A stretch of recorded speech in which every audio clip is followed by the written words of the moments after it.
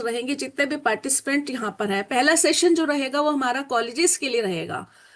Colleges के लिए हमारे गिरधर गोपाल जी अपना सारा जो कैसे पोर्टल पे आपको लाइव बताएंगे कैसे डाटा फिल करना है। आधे घंटे का सेशन लेंगे, उसके बाद वो क्वेरी सेशन लेंगे। फिर भी इन बिटवीन अगर किसकी बहुत ऐसी क्वेरी है जो सॉल्व नहीं हो सकती, इंटरेक्ट करेंगे, अदरवाइज क्वेरीज हम लास्ट में लेंगे। मतलब उनका आधा सेशन फिनिश हो जाएगा, आधे घंटे का सेशन होगा, उसके बाद हाफ एन आवर में वो क्वेरीज ले लेंगे। और हमारे जो सेशन है बड़ा टाइम बाउंड रहेगा, इस टाइम को हमने क्रॉस नहीं करना। ठीक है, जैसे गागर में सागर भरना होता है उसी टाइप से थोड़े से टाइम में हम बहुत कुछ इसमें कवर कर लेंगे, क्योंकि हमारे सोर्स पर्सन इतने एफिशिएंट है, मुझे लगता है वो थोड़े से टाइम में आपकी सारी क्वारीज को दूर कर देंगे। और एक बात यहाँ मैं और कहना चाहूंगी, जो हमारा स्टेट ऑफिस है, डायरेक्टेड ऑफिस का एट प्रेजेंट एनआरएफ से कोई डायरेक्ट कांटेक्ट नहीं है। मतलब अगर आप कहें कि आपकी प्रॉब्लम हो रही है टेक्निकल, तो टेक्निकल प्रॉब्लम यहाँ पर हम मतलब कि टैकल नहीं कर पाएंगे। तो उसके लिए आपको टेक्निकल क्वेरीज के लिए सीधा ही आपको एनबीए की मेल पर मेल करना होता है। तो इसलिए इस टाइप के क्वेश्चंस मैं उम्मीद करती हूँ कि इस ट्रेनिंग में हमारे पास नहीं आने चाहिए, because it will create wastage of time. ठीक है, तो मैं ज़्यादा टाइम नहीं लूंगी। और अब मैं सबसे पहले एक बार फिर से मैं क्लियर करना चाहती हूँ कि अगर यहाँ पे कोई यूनिवर्सिटीज़ के नोडल ऑफिसर अभी प्रेजेंट हैं तो वो लीव कर सकते हैं, वो 11 बजे ज्वाइन करें। और अभी कॉलेजेस के ज्वाइन करेंगे, और हमारी कैपेसिटी 100 की पूरी हो चुकी है। और बाकी लोग यूट्यूब से ज्वाइन करेंगे, यूट्यूब लिंक मैंने शेयर कर दिया। और सर, अनिल सर, आपके पास टाइम होगा तो आप भी इस सेशन में रहेंगे, क्योंकि कुछ क्वेरीज ऐसी होंगी हो सकता है आपके लेवल पे और ज़्यादा इजीली सोल्व हो, क्योंकि आपका मतलब हायर लेवल पे कांटेक्ट भी है और मे बी आप क्वेरी ले पाए। ठीक है sir. Anil sir. Yes, good morning. Sure, I'll be there. And whenever any query regarding this, if I can shout it out or address, I'll be there. So first Yes. and foremost, good morning to everyone. And I'm grateful to the Higher Education Department, Haryana, and particularly Madam Veena Rani and Director General to provide this opportunity to interact with the colleges and of course universities later on at 11 and express our concern and listen the concern of the universities and colleges regarding NRF data filing. And of course, because 6th Feb is the last date, although usually NRF extends the date for data filing, but we are considering 6 will be the last date. And that's why when we discussed with the madam, so madam says like because 6 is the last date, so before that we should listen to the colleges and universities if they are having any issues regarding data filing on the DCS portal. So that's why we have kept this. And of course, I appreciate all the efforts during last probably 2 years which statistical cell of Haryana Higher Education Department has initiated and taken, and particularly Madam Veena. Now, last year also and this year also, and we see a good change in the participation. And of course, slowly we will be there in the top institutions of India in NIRF in different categories, be it colleges or universities or even the other categories like engineering and management and so and so. So, madam, thank you very much. And I'm just muting my microphone, and I'm here. In between, Yes, if sir. there is any query, I'll be there. And Yes. other speaker, Dr. Girdhar Gopal, is there. So, namaskar, sir. And Sir. hope you will be taking this session. And if there is any concern regarding even colleges, because I am doing this since 2016 for my university, so aware Yes. about all the things, all calculations, how to fill the data, what are the methodology starting from 2016 to till date. So I'll be there. Thank you very much. Thank you, sir. Okay, Thank you. sir. Thank you. Girdhar Gopal, please start. Ji. Good morning to all. So as Madam Meena and Professor Anil have set the stage for this NIRF DCS data capturing system.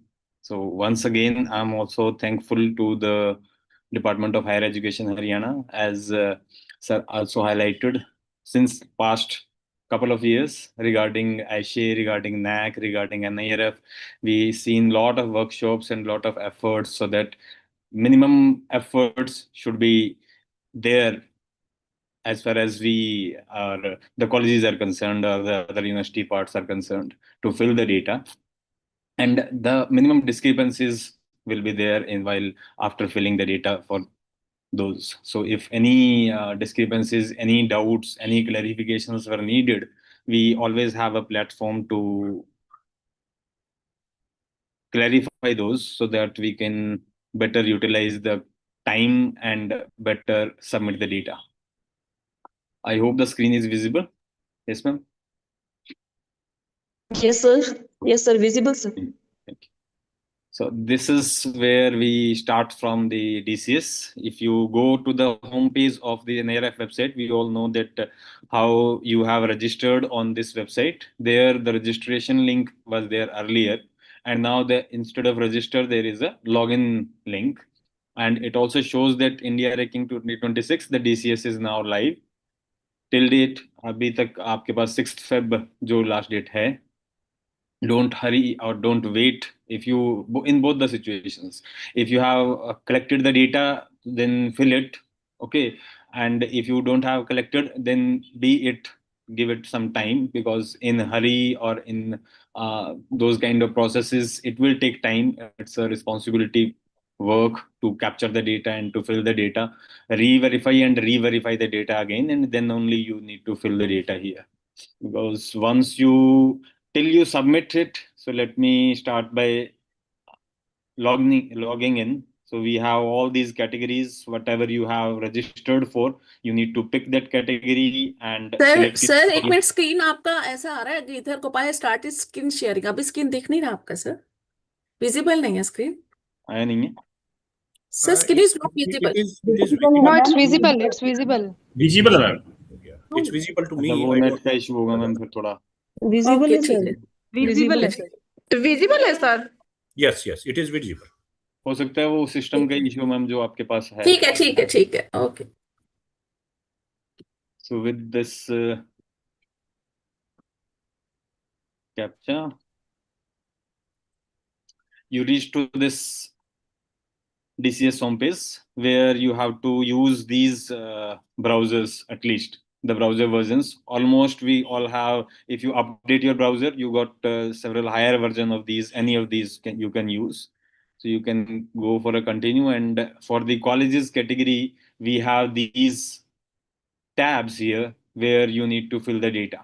Maybe some of them are red, some of them are green, some of them are yellow, and at last we will be having a declaration for final submitting that will be highlighted or enabled once all these will be green. Green means you have filled the data, and if you want to change, you can still make any changes. If you are filling it for the first time, I hope just like this placement and higher studies tab, which is red in this case, just to indicate that you haven't filled the data or you haven't saved the data in this particular tab. So we have three basic categories: student details, faculty details, and institution details, with the respect to the 5 parameters of the NIRF. And if you just focus on the colleges category, then we know that for 2 of the parameters, the research and peer perception, you don't need to submit the data from the college's end. For the research, the NIRF will make the queries from the databases automatically, and as far as your institution names are concerned, the affiliations given by the institutions, so that data is nowhere in the DCS. That will be captured automatically by the NIRF, and you will get email and detail on the portal later on when they conduct it, and they give you the details of the data they identified from the Scopus and Web of Science portals regarding your institution. Plus, there is no tab for peer perception on this data capturing system as well. So don't be confused that there are 5 parameters, but there are only 3 sub-parameter details are there on the DCS. The 2 research parameters and peer perceptions will be taken care automatically by the NIRF services. So you need to start from the very first one called the sanctioned and approved intake. These 3 are basically related to the student details, and then in whatever parameter, whatever sub-parameter, whatever metric the data needs to be used, they pick it from the screens you filled here. So the first thing is about the sanctioned intake. because a lot of things, whether it is the number of teachers, whether it is the teacher-student ratio, all these will be calculated finally based on this number entered here. This is only the first year intake. Almost in every screen, there are some important notes, and these important notes are related to the data you are entering. Because sometimes, just like All India Survey of Higher Education, also we fill something like that, 0 candidates are there, or instead of the first year, we total out all the 3 years or 4 years of the undergraduate degree, and then take that number as our intake. As far as the NIRF is concerned, as in other cases also, we have only to enter the first year intake for which type of programs your institution is offering. For example, you have to select from this category that whether your college is offering a 3-year college program, a 4-year program, a PG 1-year college program, 2-year program, PG 3-year program, and a PG integrated college programs. So if any of the courses, all of these programs your institution is offering, they will lie in one of these categories. So whatever categories your college is offering, you have to select them accordingly. Let's suppose if I deselect all of these, it will be something like this. And then you start collecting the data. Once you fill it something like my college is offering UG 3-year, then there will be a section opening for UG 3-year data, one for the PG 1-year and one for the PG 2-year data. Accordingly, there will be, if you are filling it for the first time, all these boxes will be editable and you have to fill the data in all the boxes. If you have filled it in the last year and the last to last year, then those details will be auto fetched from there, and you just need to fill the data for the current year only. So those colleges who have registered for this year only, for those you have to fill the data in all the fields for 24-25, 23-24, and 22-23. Whereas the colleges which have participating in the last few years also, then this data of whatever they filled in the last year and last to last year will be auto fetched, and you have to fill the details for 24-25 in all the sub parameters. This will be applicable to the coming parameters also. In all of these, we will be filling for the 24-25 data. So session is 2024-25. Now, how many students are to be admitted, the sanctioned intake for UG 3-year program that you have for that particular session, you have to enter here. Similarly, for PG 1-year program, in case of PG diploma programs, those are for PG diploma programs, and BLE programs also, then PG 2-year programs. And accordingly, if you have any other type of program running in your college, then you have to select it from the tick boxes above, and then correspondingly, you have to fill the data at the end. Now, there are two buttons in all the sub parameters. We have save and next, and we have a home button. So if you are in doubt before filling the data, it's better to go to the home page back. You can start filling the data in some other category, some other parameter, and you can come back to this again. But not in this category of student parameters, because once you fill this student parameter category and click on this save button, the next this kind of message will be there that sanctioned approved intake has been saved successfully, and now you can proceed to fill the data for the other two subparts of this tab called student details. So these are generally linked. You instead of filling this sanctioned intake, you are not able to fill the student strength and placement and higher studies. In case you haven't yet saved the data in student strength, you will not be able to fill the data in the placement sub tab. So these three will be linked one by one. So you start entering the data from the sanctioned and approved intake, then fill the student strength, and then move to the placement and higher studies data. So after filling this sanctioned approved intake, let's move to the student strength. And for this filling this student strength, you need for all the separate program categories, just like we filled the data in the sanctioned approved for UG 3-year programs, for PG 1-year program and PG 2-year program. Similarly, you have to fill the actual student strength for the same categories, UG 3-year programs. And now it is written that all students studying in first year, second year, and third year, total should be entered here. On the right hand side, you can see the total intake will be automatically calculated based on the number of intake of first year you have entered in the previous tab multiplied by 3. So it will be automatically something like 3250 for those 3 sessions. And same sub part will be there for the PG 1-year college program, and same will be for PG 2-year program. So this will be repeated for each type of program categories. Same subfields will be there. So you need to understand it for the ones. For one type of sub program, you have to capture the data. And similarly, you have to do it for the other category of the program for PG 1-year or UG. Some colleges also offering UG 4-year programs. For all those, you have to pick the data in these subfields. This is one particular sub parameter you can say for the student strength. Please remember, now you have to club all the 3 years, first year, second year, third year, in case of the duration of is 3 year of the programs you are filling the data. It will be asking for the number of students admitted, and number of students admitted will be asked for the based on gender first, number of male students, number of female students, and number of transgender students. And the total number of students will be automatically calculated. You will not be able to enter any number here. This will be automatically calculated. If I change later on, say suppose some number like there are 1,000 male and 1,000 female students, then automatically the total students will be 2,000 in this category like this.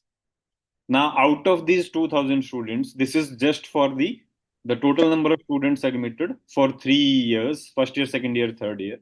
Now, you need one more detail for within state, including male and female, outside state, and outside the country. The second bifurcation based on the students is how many students, male, female, all first year, second year, third year, are from the same state, the state in which your college is there, Haryana, and the students which are from there from the outside states, and students if they are from outside country, including male and female. These you have to enter here. Sir जो ये first column में entry हुई है, ये कौन से year के बच्चों की हुई है? जैसे 1000 दिया हुआ है, 1000, ये 6। First year, second year, third year सारे ईयर्स मर्ज करने हैं मैडम आपको। ओके सर, ओके ओके, ठीक है ठीक है। यूजी प्रोग्राम 3 साल का है तो तीनों मर्ज हो जाएंगे। ओके सर, ओके, ठीक है सर। यहाँ सारा 3 साल का भरा जाएगा। Then out of these 2000 students, then second or third bifurcation you have to do based on their social categories and economical categories. Economically backward students, male and female, the details will be there. I will be just reading. Plus the socially challenged students, the categories SC, ST, and OBC, including male and female. No separate bifurcation, but the bifurcation related to the social categories and bifurcation related to the economically backward classes. But one thing you have to understand is these are two exclusive things. They should not overlap. The students counted under the socially challenged shall not be counted in economically backward and vice versa. So all those students, whether they are belonging to these categories, if you counted them in economically backward classes, then please don't count them in socially challenged classes. So these are exclusive. And this is out of total 2000 students, how many are economically backward and how many are socially challenged students present in all the 3 years of the UG program in the college in the session 2024-25. Now, instead of, because the social category will be there or available with you, for economically backward, they go for this definition. Students whose parental income is less than taxable slab shall be considered and economically backward. So to find out whether a student is economically backward or not, it's better to go for their income status. And if their income is generally less than the taxable slab, then you can cover them in the economically backward classes. So almost something like all the students belonging to these SC, ST and OBC categories, you can include them in socially challenged total, and all those other category classes students, general category students, whose parental income is less than the taxable slab, you can count them in the economically backward classes, and both male and female will be counted here. Now, because these two are very important, because the next segment, which is related to the full tuition fee reimbursement, is based on only these students, the economically backward and socially challenged students. Till now, out of 2000, first you have to bifurcate how many are male, female, and transgender. Then, out of the total, you have to bifurcate within state, and outside country. Out of 2000, you have to bifurcate how many are socially challenged, how many are economically backward. Now, out of economically backward and socially challenged total, you have to find out how many of these will be getting the full tuition fee reimbursement from the state and central government, from the institution funds, and from the private bodies. This question is pertained to not the total number of students, just take the list of those students who you have accumulated for the socially challenged and economically backward classes. Because this will be the general problem that in case of girl colleges, women colleges, because there are generally all the students are female students, girl students, and as far as the DHE Department Higher Education letter is concerned, the tuition fee is not to be taken from the girl students. So generally there is no tuition fee in those kind of colleges. And when they try to enter the data, something like 2000 here, this kind of error will occur. It says that sum of students receiving full tuition fee reimbursement whose institution funds or central government or private bodies, and number of students who are not receiving full tuition fee reimbursement should be less than or equal to the sum of economically backward and socially challenged students. So it is clearly defined that it's not, the question is not asked out of total 2000 students. The question is asked out of only these two subtotals, economically backward and socially challenged students. So this total of central government number of students receiving full tuition fee reimbursement from state, central government and institution funds and private bodies should be less than or equal to, I will correct it later, something like these kind of numbers. And automatically a number which falls short, who is not receiving full tuition fee reimbursement from any mechanism out of these three available here, will be automatically picked here. And now if you make a total of these four numbers, will be equal to these two numbers only, economically backward and socially challenged. So don't worry about all the other students. The question is not about all those students. The question is about a subset of total number of students available there in the college. So it's not your headache or your fault from your end that the portal is not taking the full number. The portal is taking the number which is needed only. So these are the bifurcation for students, the gender-based bifurcation, then state-wise bifurcation, economically backward and socially challenged students, and then the students receiving the full tuition fee reimbursement from these three separate bodies. And automatically, the number of students who are not receiving full tuition fee reimbursement will be auto-calculated. Now, the same thing you have to enter for the other category, for the postgraduate program and 1 year and 2 year. The same questions will be there. Only thing is same number, the numbers pertaining to those programs falling in that particular category needs to be entered there. Once you are able to write all these in whatever field, if there is nothing is there, it is written that if not applicable, enter 0. Don't leave the field blank. You have to enter a 0 there if some field is not available there. Click on save and next.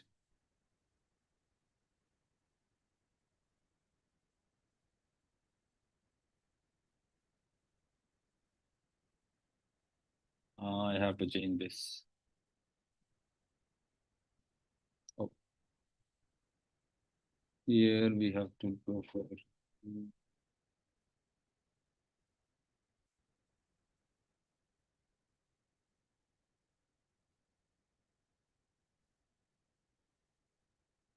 76, 1920. because out of total students, the students within state and student outside state should be equal to the number of this 2000. So you have to enter the number, the total of within state, outside state, and outside country should match the number written in the total students there. Then only it will be saving it. Again, you got a success. And the third parameter for placement and higher studies will continue. In placement and higher studies, similar to the previous ones, you have to pursue the same concept for UG 3-year program, for PG 1-year program, and PG 2-year program, whatever category you have selected in the first screen of intake. Now, based on the placement and higher studies for previous 3 years, again, if you are filling the data for the first time, you have to enter the data for 2024-25, 2023-24, and 2022-23 as well. If you have filled the data in the past 2 years as well, then these 2 years data will be auto-fetched, and you have to fill the data for the current year only. Now, there are some number of questions like, as far as the total intake is concerned, in 22-23, you have filled I have filled 1070 as my total intake. Out of these 1070, the number of students, first year students admitted in the year, only first year students. Now it is written number of first year students admitted in the year. In 22-23, how many students have been admitted should be entered here. Say suppose 900. Only first year students.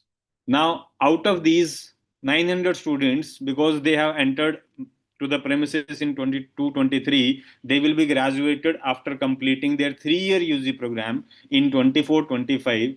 So how many number of students graduating in minimum stipulated time? Out of these 900, there are number of students, say 800 students who have graduated, who are the pass students. Because only these pass out students will be considered for the placement and the higher studies. Out of these 800 students, how many students are passed? Say 50 are placed.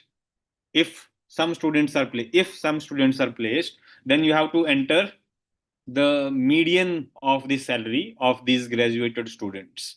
So some students are offered a package of 1 lakh, some students offered a package of 10 lakh. So you have to make the list, be with the supportive data with your, okay, alongside yours, you should have the supported data. Don't make any rough assumptions, because later on, if they ask for supporting data, then you have to supply that data with you to them by mail also. Here, while filling the data, no supporting data is need to be uploaded right now, but later on they will demand for the same in this manner.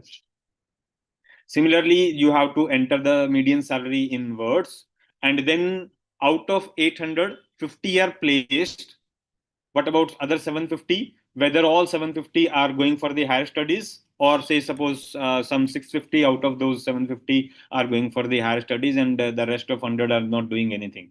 Something like this. Whatever the case is with your data, you have to capture it for those students who have been entered in the premises, who have admitted in the premises in 22-23 and graduated in 24-25.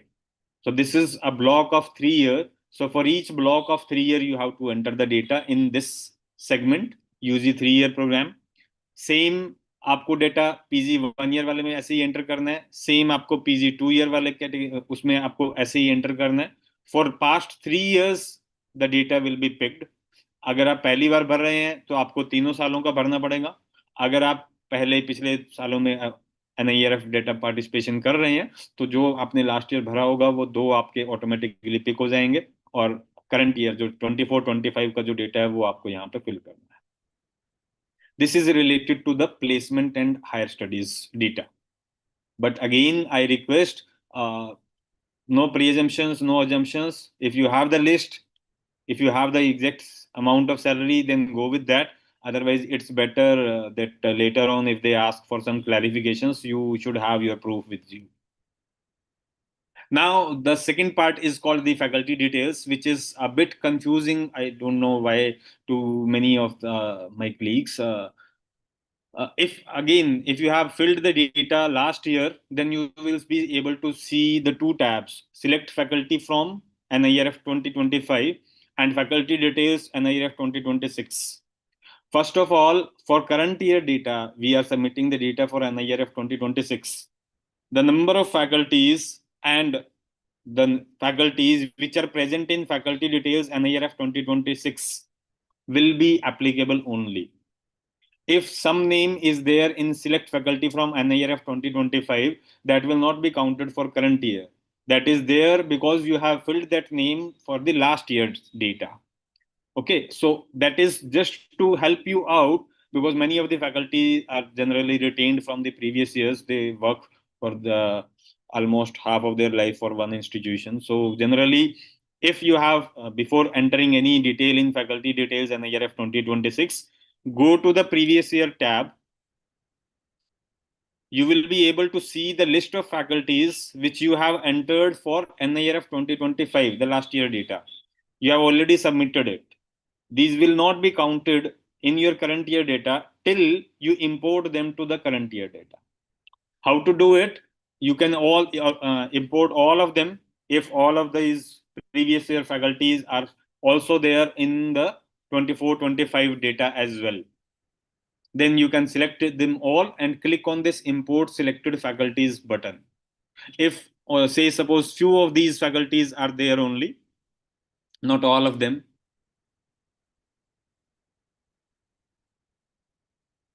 then you can select some of them and say suppose these 3 faculty members are there who worked in 23-24 as well, and for current year for 24-25 as well they have worked. Then you can select them and click on this import selected faculties. Once you click on this import selected faculties, the data pertaining to the selected faculties will be imported to NIRF 2026 section also. They will be remain present here as well because they will not be deleted from here. It will still always show whatever number it is showing earlier, it will still show the same number because it will not be getting affected. You are not altering the data of NIRF 2025.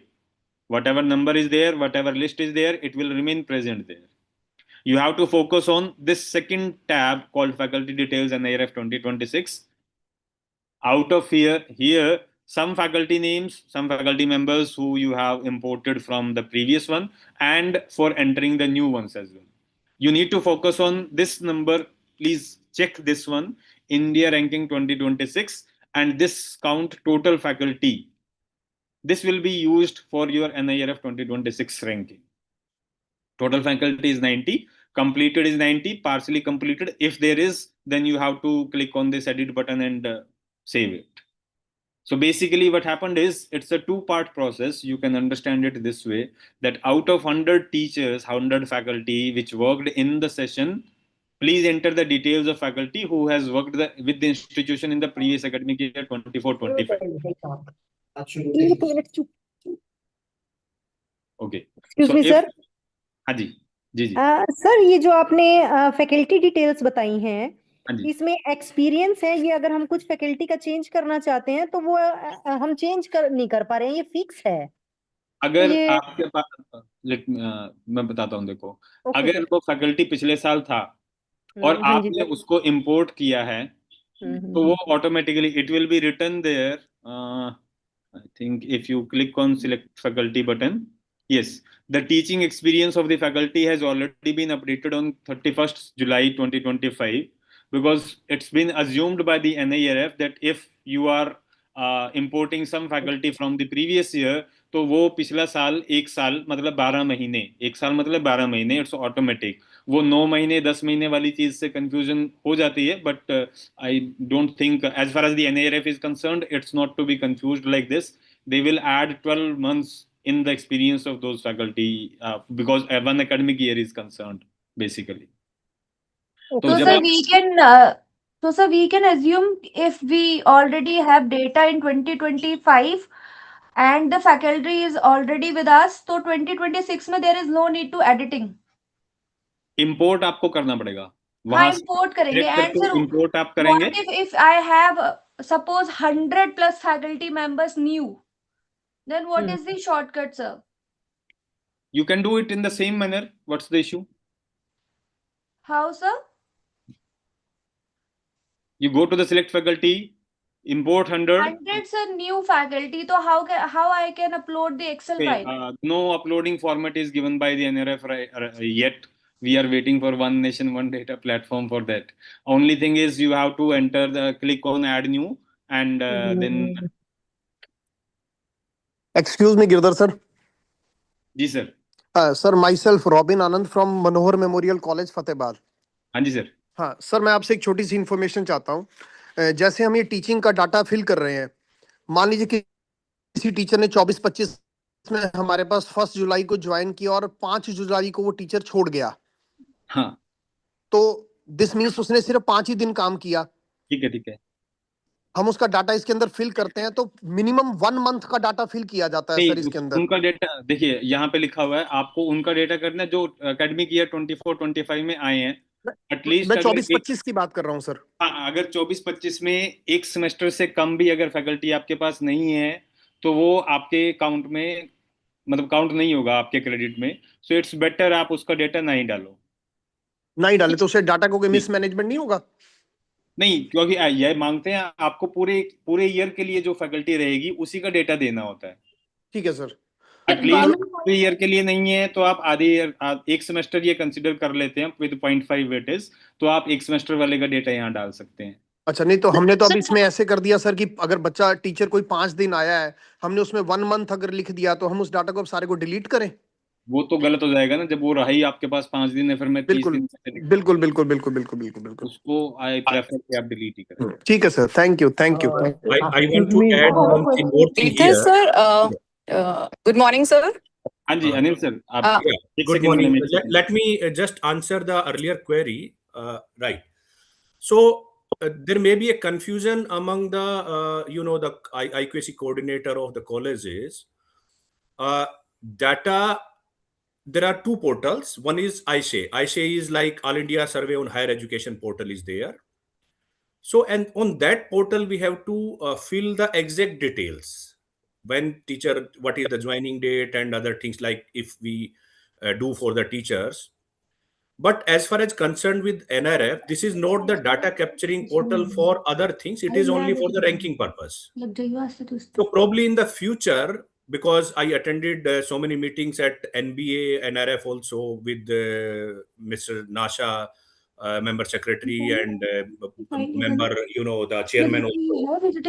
So, they are porting all these things. Maybe in future, after 1 year, 2 year, probably they will not ask any data from your side and they will fetch all data from one portal, one portal like One India. Academic Maybe designation. the ISHE portal, right? Designation. But here, Date of birth. as per the rule, somebody had some query. Date of join is there. Hello. You can continue Anil sir, please finish. Yeah. Hello. So let me first finish the query and then I'll take the next query. So here, as per the NRF, regulation, NRF methodology, if a teacher is there in your institution for less than one particular semester, they will not count. In fact, if a teacher joined after 31st of August and he leaves before 30th of April, they will not count. So basically, they will count full teacher if it is a regular faculty, if he joined before 31st of August and if he resigned or if still he is in the institution after 30th of April. So basically, they will consider full faculty if somebody work for at least 2 semesters in your institution. In case of even part-time faculty, or you can say the guest or visiting faculty or contractual faculty. So that is, they will consider whosoever joined before 31st of August and he or she remain there in the institution till 30th of April. So this is the calculation. So here, if somebody has not worked for this period, you should not enter the data of that particular faculty. Not required. Yeah. If any query is there, otherwise Dr. Girdhar will continue. Excuse me, Professor. Excuse me, sir. Professor, I'm Devilal from Hello. Government College, Sivani. नमस्कार sir. एक second madam. One by one, I please. think we can take. Yeah. Strength में मेरी एक query है. First, I think somebody is speaking from GC Bapoli Panipat. whosoever is he or she is, yes please. Sir, हाँ जी sir, हाँ जी, आप बताइए। हाँ जी सर, स्टूडेंट स्ट्रेंथ में जब हम फिल कर रहे हैं, हाँ। इकोनॉमिकली वीकर सेक्शन में जो स्ट्रेंथ फिल कर रहे हैं सर, यहाँ पे रूरल कॉलेज है ये, और जब हम बच्चों को स्कॉलरशिप देते हैं तो वो मोस्टली उनका जो इनकम होता है उनके फादर की का इनकम सर्टिफिकेट जो बनता है वो 2 लाख से कम ही रहता है सर। ठीक है, ठीक। तो क्या हम इसमें वो सभी स्टूडेंट की एंट्री करेंगे? वो सारे इकोनॉमिकली बैकवर्ड में ही काउंट होंगे मैम, जिनका इनकम आपका टैक्सेबल स्लैब से कम है, तो आप उनको इकोनॉमिकली बैकवर्ड हेलो, काउंट कर सकते हैं। Yes, you have to enter all those students whose family income is less than the taxable income, right? So if your college is in the okay rural sir, area and you are claiming like there are most of the students whose family income is less than 2 lakh, so you have to enter there. हाँ जी, But now the question is, you have entered there, and probably if you will be fitting in some ranking by the NRF later on, probably okay they will ask for the supporting data. So then you have to provide the proof of that, okay socially or in, economically backward students. So probably they will ask later on. So then you have to have the proof of their family income in your institution. Yes sir, yes sir, जब scholarship हम उनको देते हैं तो उनकी income certificate अपने पास जमा करते हैं, सबमिट करते हैं sir. Exactly. So that you have to हाँ keep. जी, हाँ जी। एंड सर एक क्वेश्चन और है, Yes, please. हम जैसे जिन बच्चों को अब स्कॉलरशिप मिल रही है sir, SC B female girl हैं जो, और बीसी भी जो female हैं, तो उन सब की ट्यूशन फीस माफ होती है सर, तो क्या हम उनका डाटा वहां पे ऐड करेंगे फर्स्ट में, क्योंकि वो स्टेट गवर्नमेंट से उनको स्कॉलरशिप मिल रही है, दैट मीन्स वो रिम्बर्स हो रहा है उनका। There are 3 columns if you'll see in the scholarship or tuition fee reimbursement column where Dr. Girdhar mentioned about that. One is how many students are getting this fee concession, you say, or the fee reimbursement from your institution fund. One is the criteria, one is column is there, and second is from the government, and third is from any private body. Say for example they are getting from the government, then you have to enter in the government column there, like how many students got the tuition fee reimbursement. In the institution column you have to enter like how many students are getting. This is particularly not in the government institutions but in private institutions where they are providing some specific tuition fee reimbursement to the students, so they will enter to the particular column where the institution is providing. And there may be the cases where some private body is giving the tuition fee reimbursement, some NGO or some other type of under their CSR activities, so that you have to enter in the third column. So these all 3 are there, so accordingly you have to enter. Excuse me, sir. Sir, Let me continue with the faculty. If anybody have a query with the faculty, let me complete and then we can take that. Sir, excuse me, Dr. Dr. Govil Sir, I Jindal have a from Guru query. Gorakhnath Government College, Hisar, sir. Sir, I have a query. Ji ji, Am I audible, sir? हाँ जी, हाँ जी, बोलिए बोलिए। Sir, actually, I am affiliating from GG University, Hisar. हाँ जी, And last year, NEP implemented in the university for all the courses. हाँ जी, हाँ जी। Now, sir, as per UGC document or NEP ordinance, all the UG courses are of the term of 4 years. हाँ जी, And I asked the same question in our last meeting. So, as per the UGC document, all the courses are 4-year term. When we are filling the data in student intake or the next step, next step, everywhere there are three type of entries. Is it a UG 3-year program, UG 4-year program? So I have a little bit query about that. Should we fill all the program in a 4-year program, or we go with some 3-year program? Because on paper it is a 4-year program, but technically it is not clear anywhere, sir. देखिए उसमें situation 2 हैं। आपके पास जितने programmes हैं, depending on your affiliating university, वो 3 year जो scheme ए है वो 3 ईयर ही है। आपके पास आई डोंट नो जीजेयू ने जैसे भी इम्प्लीमेंट है, you have to understand the structure of the NEP programmes. Like in Kurukshetra university there are some programmes which are falls under scheme A which are 3 year UG programmes. Yes, sir. Some programs under scheme D which are 4-year UG programs. under Yes, scheme sir. C 4-year UG programs. So Okay. you can bifurcate them in that way also. Okay, sir. Because the same question I asked in the meeting last meeting, in our ordinance it is not clear whether the scheme A should be considered in 3-year program or 4-year program. It simply take the UGC document as such, and there it is clearly UGC mentioned have that framed a general guideline. We have to follow the affiliating university structure, how they have implemented that thing, because we are followed the regulations of the affiliating university. And I hope there should be the documentations of if you have also those schemes, and for all the schemes, it is clearly written there how which kind of combinations of different papers should be there in the first year, second year, third year. So if structure is given for 3-year only, automatically it will be of 3 years program. by that way we should consider in 3-year. Yeah, Okay, you sir. can. Sir, one more query is there, sir. Let me add to this point, Dr. Girdhar, in a general, because you are affiliated college otherwise. So basically, say for example, you admitted 50 student in a program this year. So what was the nomenclature of program? This is a 4-year program or 3-year program? You have to see, because as per NEP, most of the universities has converted, like it was BA. Now they have given the name BA honors or honors with research. Yes, sir. True. So if it is a 4-year program, means if any of the student will complete the degree out of 50 in 4 year, it means it is a 4-year program. Whatever number of students will exit in between doesn't matter. So accordingly, you know, NRF will give some option later on, like how many students exited from the degree program in a 4-year degree program. Maybe there will be some student who will exit after even 1 year. They will get certificate.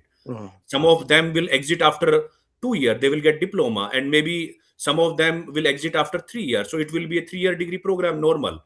And then 4-year degree, there will be, you know, 4-year honors and honors with research. Now the question is, because right now this portal is not designed like that, how many students are exited, but they have made some questions in the university category and other category, like, have you implemented NEP? If you have implemented NEP, so have you implemented multiple entry exit, yes or no? So it's just the questions right now, but in future, what I have learned from the different workshops, probably next year they will implement like that. In a 4-year program, say you admitted 50 students, so how many exited? So accordingly they will consider their program like it is a 3-year program or 4-year program. But right now, if you have admitted students in a 4-year program, and probably in Haryana, in all the universities, particularly in government universities, they have already converted, they have already implemented NEP. Yes. So all the programs like traditional program, BA, BSc, BCom, they have converted into the 4-year program. So Yes, sir. all these programs are now 4-year program. This is my understanding. Yeah, thank you. Yes, sir. Professor Anil, sir, this is the only thing that I understand actually. Ki as per NEP, all the program are a 4-year program. If a student exit after the 3-year, that is a multiple entry, multiple exit option, sir. Thank you, sir.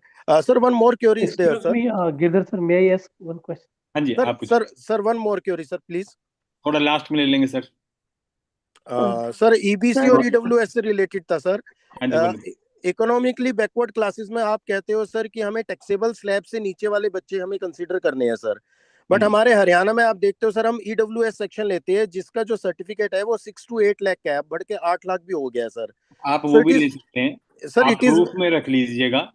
नहीं sir, it is very difficult to us. देखिए मैं बताता हूं sir आपको, सुनिए मैं बताता हूं. हाँ जी, आपका टैक्सेबल स्लैब क्या है? अभी तो 12 लाख रुपए है टैक्सेबल स्लैब. तो जो आप ले रहे हैं वो तो उससे कम है, वो वैसे ही फर्क नहीं पड़ेगा आपको.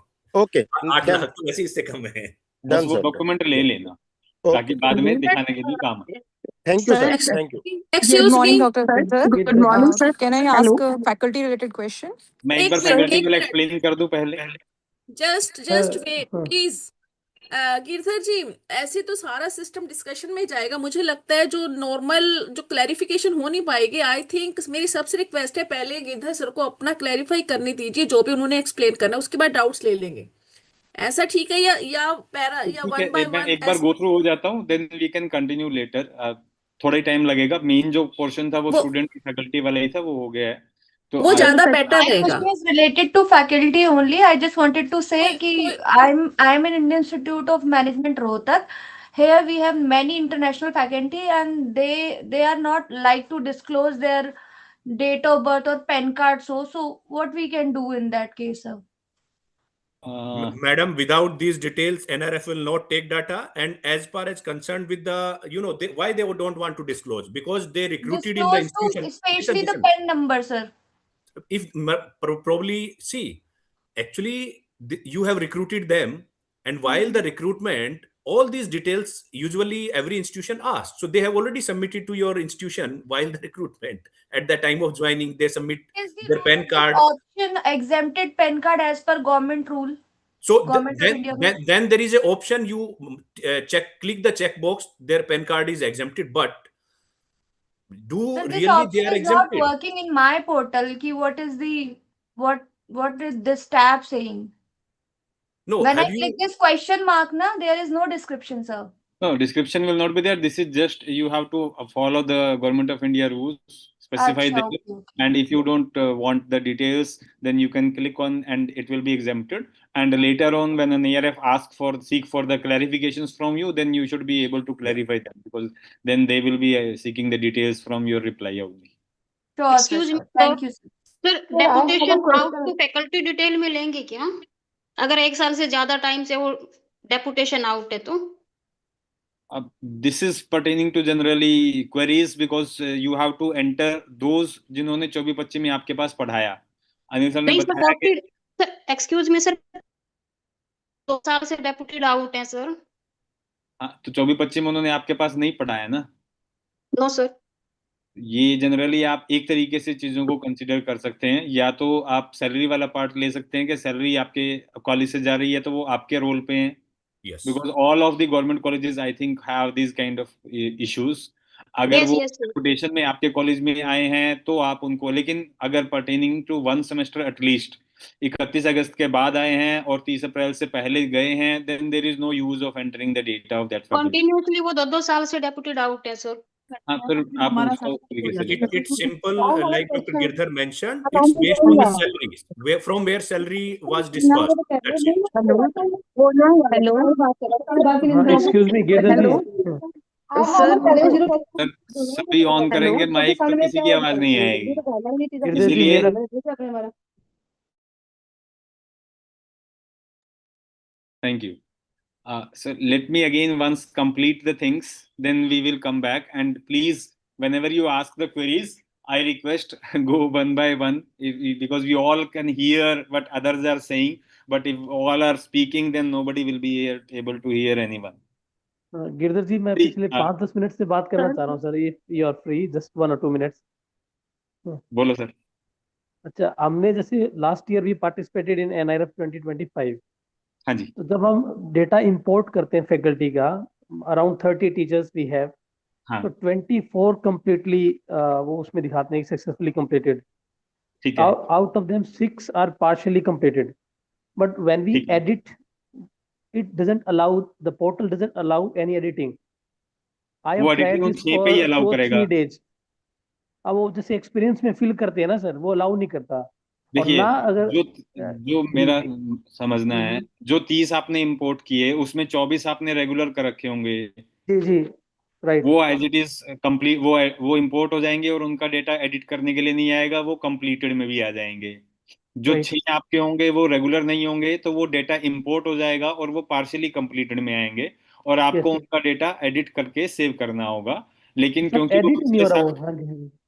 क्योंकि आपने वो पिछले साल से इंपोर्ट किए हैं, तो टीचिंग एक्सपीरियंस मैंने बताया था वो 1 year 12 months ऑटोमेटिकली इंक्रीज करके देगा. Because as per the NIRF methodology, 1 academic session complete means 12 months will be added to the experience of that particular faculty. उसको एडिट करने की नीड नहीं है, इसलिए वो देते भी नहीं है. सर अदर्स सेव करते हैं तो सेव नहीं होता सर, वो क्वेश्चन मार्क आ जाता है कि आप, वो ब्लैंक होता है और उसको अगर फिल करे तो वो फिल भी नहीं होता अदर्स के केस में. हाँ, इसी तरह का ये समस्या है सर, ये टेक्निकल केस में कैसे सर जैसे ऑप्शन होता है ना कि ad hoc, contractual, visiting, others या रेगुलर, तो अगर अदर ऑप्शन है तो अदर्स के केस में जो एक्सपीरियंस वाला कॉलम है वो टोटली ब्लैंक होता है और अगर हम उसमें फिल करें तो फिल भी अलाउ नहीं करता हमें. आप न्यू फैकल्टी की बात कर रहे हैं, इंपोर्ट किया आपने फैकल्टी? इंपोर्ट की है सर, इंपोर्ट की. एक मिनट का अल्टरनेट यही है, अगर इंपोर्ट करने के बाद आपको ऐसी कोई प्रॉब्लम आ रही है तो आप उसको डिलीट कर दें और उसका डेटा न्यू फैकल्टी में सारा डेटा फ्रेश एंटर कर सकते हैं। ओके सर, अच्छा ओके। इंपोर्ट वाला ऑप्शन फ्रेश एंटर का फैसिलिटी जो है। ऑप्शन नहीं आ रहा इसमें, न्यू ऐड करते हैं तब भी नहीं आ रहा, पता नहीं क्या। कौन से वाला? यही सर, अगर उनको वहां से डिलीट करके इंपोर्ट किया होगा, डिलीट कर दे मान लो, हाँ, और री ऐड करें तो ऐड करते हैं तो भी एडिटेबल नहीं आ रहा है, जैसे ये ऑप्शन फिल करते हैं ना नेम वगैरह, तो ये ये अलाउ तो नहीं कर रहा सर पोर्टल। आप जब भी नया डिटेल एंटर करेंगे फैकल्टी डिटेल्स में जाएंगे और अगर आपने ऐड न्यू पे क्लिक किया तो ऐड न्यू का मतलब ही यही है कि आपके सारे के सारे बटन, आपके सारे टेक्स्ट बॉक्सेस आपके एडिटेबल होंगे। नहीं एडिटेबल हो रहे हैं देन यू कैन आप मैं आप चैट बॉक्स में नंबर अपना डाल देता हूँ, आप मुझे एनी जी डेस्क पे सर, दिखा देना बात। जी सर, थैंक यू ठीक है, वो देखना हेलो पड़ेगा। सर, एक सर। क्वेरी ओके है। हेलो सर, फैकल्टी डिटेल्स में सर हमारा डाटा इंपोर्ट नहीं हो रहा। लास्ट ईयर सर हमने ओवरऑल कैटेगरी में किया था और अब की बार सर कॉलेज कैटेगरी में है, तो इंपोर्ट नहीं हुआ, तो सर हमने सारा वहाँ ऐड करके सर फैकल्टी की डिटेल डाली है। हेलो देखो आपने डाल दी है तो बात अलग है। let me clarify. Let me clarify here, Dr. Girdhar. हाँ जी। Now, see, the universities which are participating in overall अभी category. क्रैक See, नहीं for करनी, example, इतना थकना somebody पड़ा is है जो speaking, I वो think, स्कॉलरशिप का पहले को डाला। yeah. So, last overall, say for example, there is a university which is participating in multiple categories, overall category, and maybe in engineering or college category or dental category or so and so. So they have to first fill the data of those subcategories, not in the overall category. Data which is filled there in the subcategories like college or engineering or so and so. Then you have to finally, after submitting the data of all those category, that data will be automatically available in the overall category. But it is not the vice versa case. So same is the madam, like you are saying, last time you participated in the overall category, now you are participating in college category. Yes sir, Because you yes have sir. not participated last year in the college category, you have to add all the data in the college category as a fresh. Sir वो हमने कर दिया है data faculty का, लेकिन जो first जो tab है जहां पुराना डाटा सर मेंशन है फैकल्टी की डिटेल, सर उस टैब का कलर ग्रीन नहीं हो रहा सर, वो ब्लू ही है। और जब पहली तक में ग्रीन नहीं होगा मैडम, वो वो आपके लिए वही रहेगा, एप्लीकेबल उसको नहीं है, देखना आपको नहीं सिर्फ है। सेकंड देखनी है। तो सर लास्ट में डाटा सबमिट नहीं हो पा रहा सर, फिर नहीं जब नहीं हम होगा, पूरा। फर्स्ट से कोई लेना देना नहीं है, सेकंड आपको देखना है बस। अच्छा सर, फर्स्ट में यदि मान लो फर्स्ट टैब में कलर ग्रीन नहीं हुआ तो सर वो वो होगा ही डाटा नहीं, कभी नहीं सबमिट होगा तो नहीं ग्रीन होगा। वो फर्स्ट टैब मैडम, वो वो हमें ऐसे ही रहेगा, छोड़ ये टिक आपके पास आ जाएगा जो ये फैकल्टी डिटेल्स के बाद टिक है, इसका मतलब क्योंकि ये ग्रीन आपको करंट वाला ही ग्रीन चाहिए। हाँ जी, हाँ जी सर। डिक्लेरेशन तभी तो ऑन सर होगा, डिक्लेरेशन वाला पार्ट तभी ऑन होगा जब except this select faculty from the last year, बाकी सारे ग्रीन हो जाएंगे, ओके उनसे सर, आपका data thank you submit sir. होगा। Okay sir, thank you sir. Faculty sir कोई और क्वेरीज होंगी वो हम मैं प्लीज रिक्वेस्ट करूंगा, हम लास्ट में पिक कर लेंगे। Let me complete with institution details, okay okay थोड़ा सा ही सेक्शन है because in after the Ketan faculty sir, will come back to the आप फैकल्टी। जी जी, अपना कंप्लीट की। यूनिवर्सिटीज 11 बज चुके हैं, ठीक है, हाँ बस, फिर जी लोग जी। भी ज्वाइन करेंगे। और कॉलेजेस में से जिनकी क्वेरीज दूर हो चुकी हैं वो जूम लाइव सेशन को एग्जिट करके यूट्यूब लाइव ज्वाइन कर सकते हैं, क्योंकि हमारी यूनिवर्सिटी से काफी अभी लोग यूनिवर्सिटी पार्टिसिपेंट वाले हैं भी, जो ज्वाइन करना चाहेंगे लाइव। ठीक है sir, please continue for 10 minutes only. in the institution details we have three options and these are some typical options related to the students we have already filled, related to faculty we have already filled. One option, a relative metric, which is related to the finance, and as far as the finance is concerned, we recommend generally that every college have their income expenditure or balance sheet for particular session pertaining to 24-25, which needs to be entered here.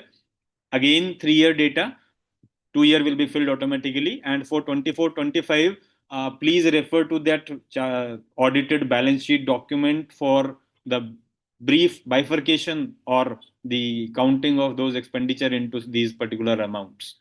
First, you need to enter the capital expenditure and then you have to enter the operational expenditures. In capital expenditure, except the construction of new buildings, all other are categorized into three parts. The expenses pertaining to the library, the expenses pertaining to the new equipment for laboratories, and expenses, all other expenses which are there on creation of capital assets.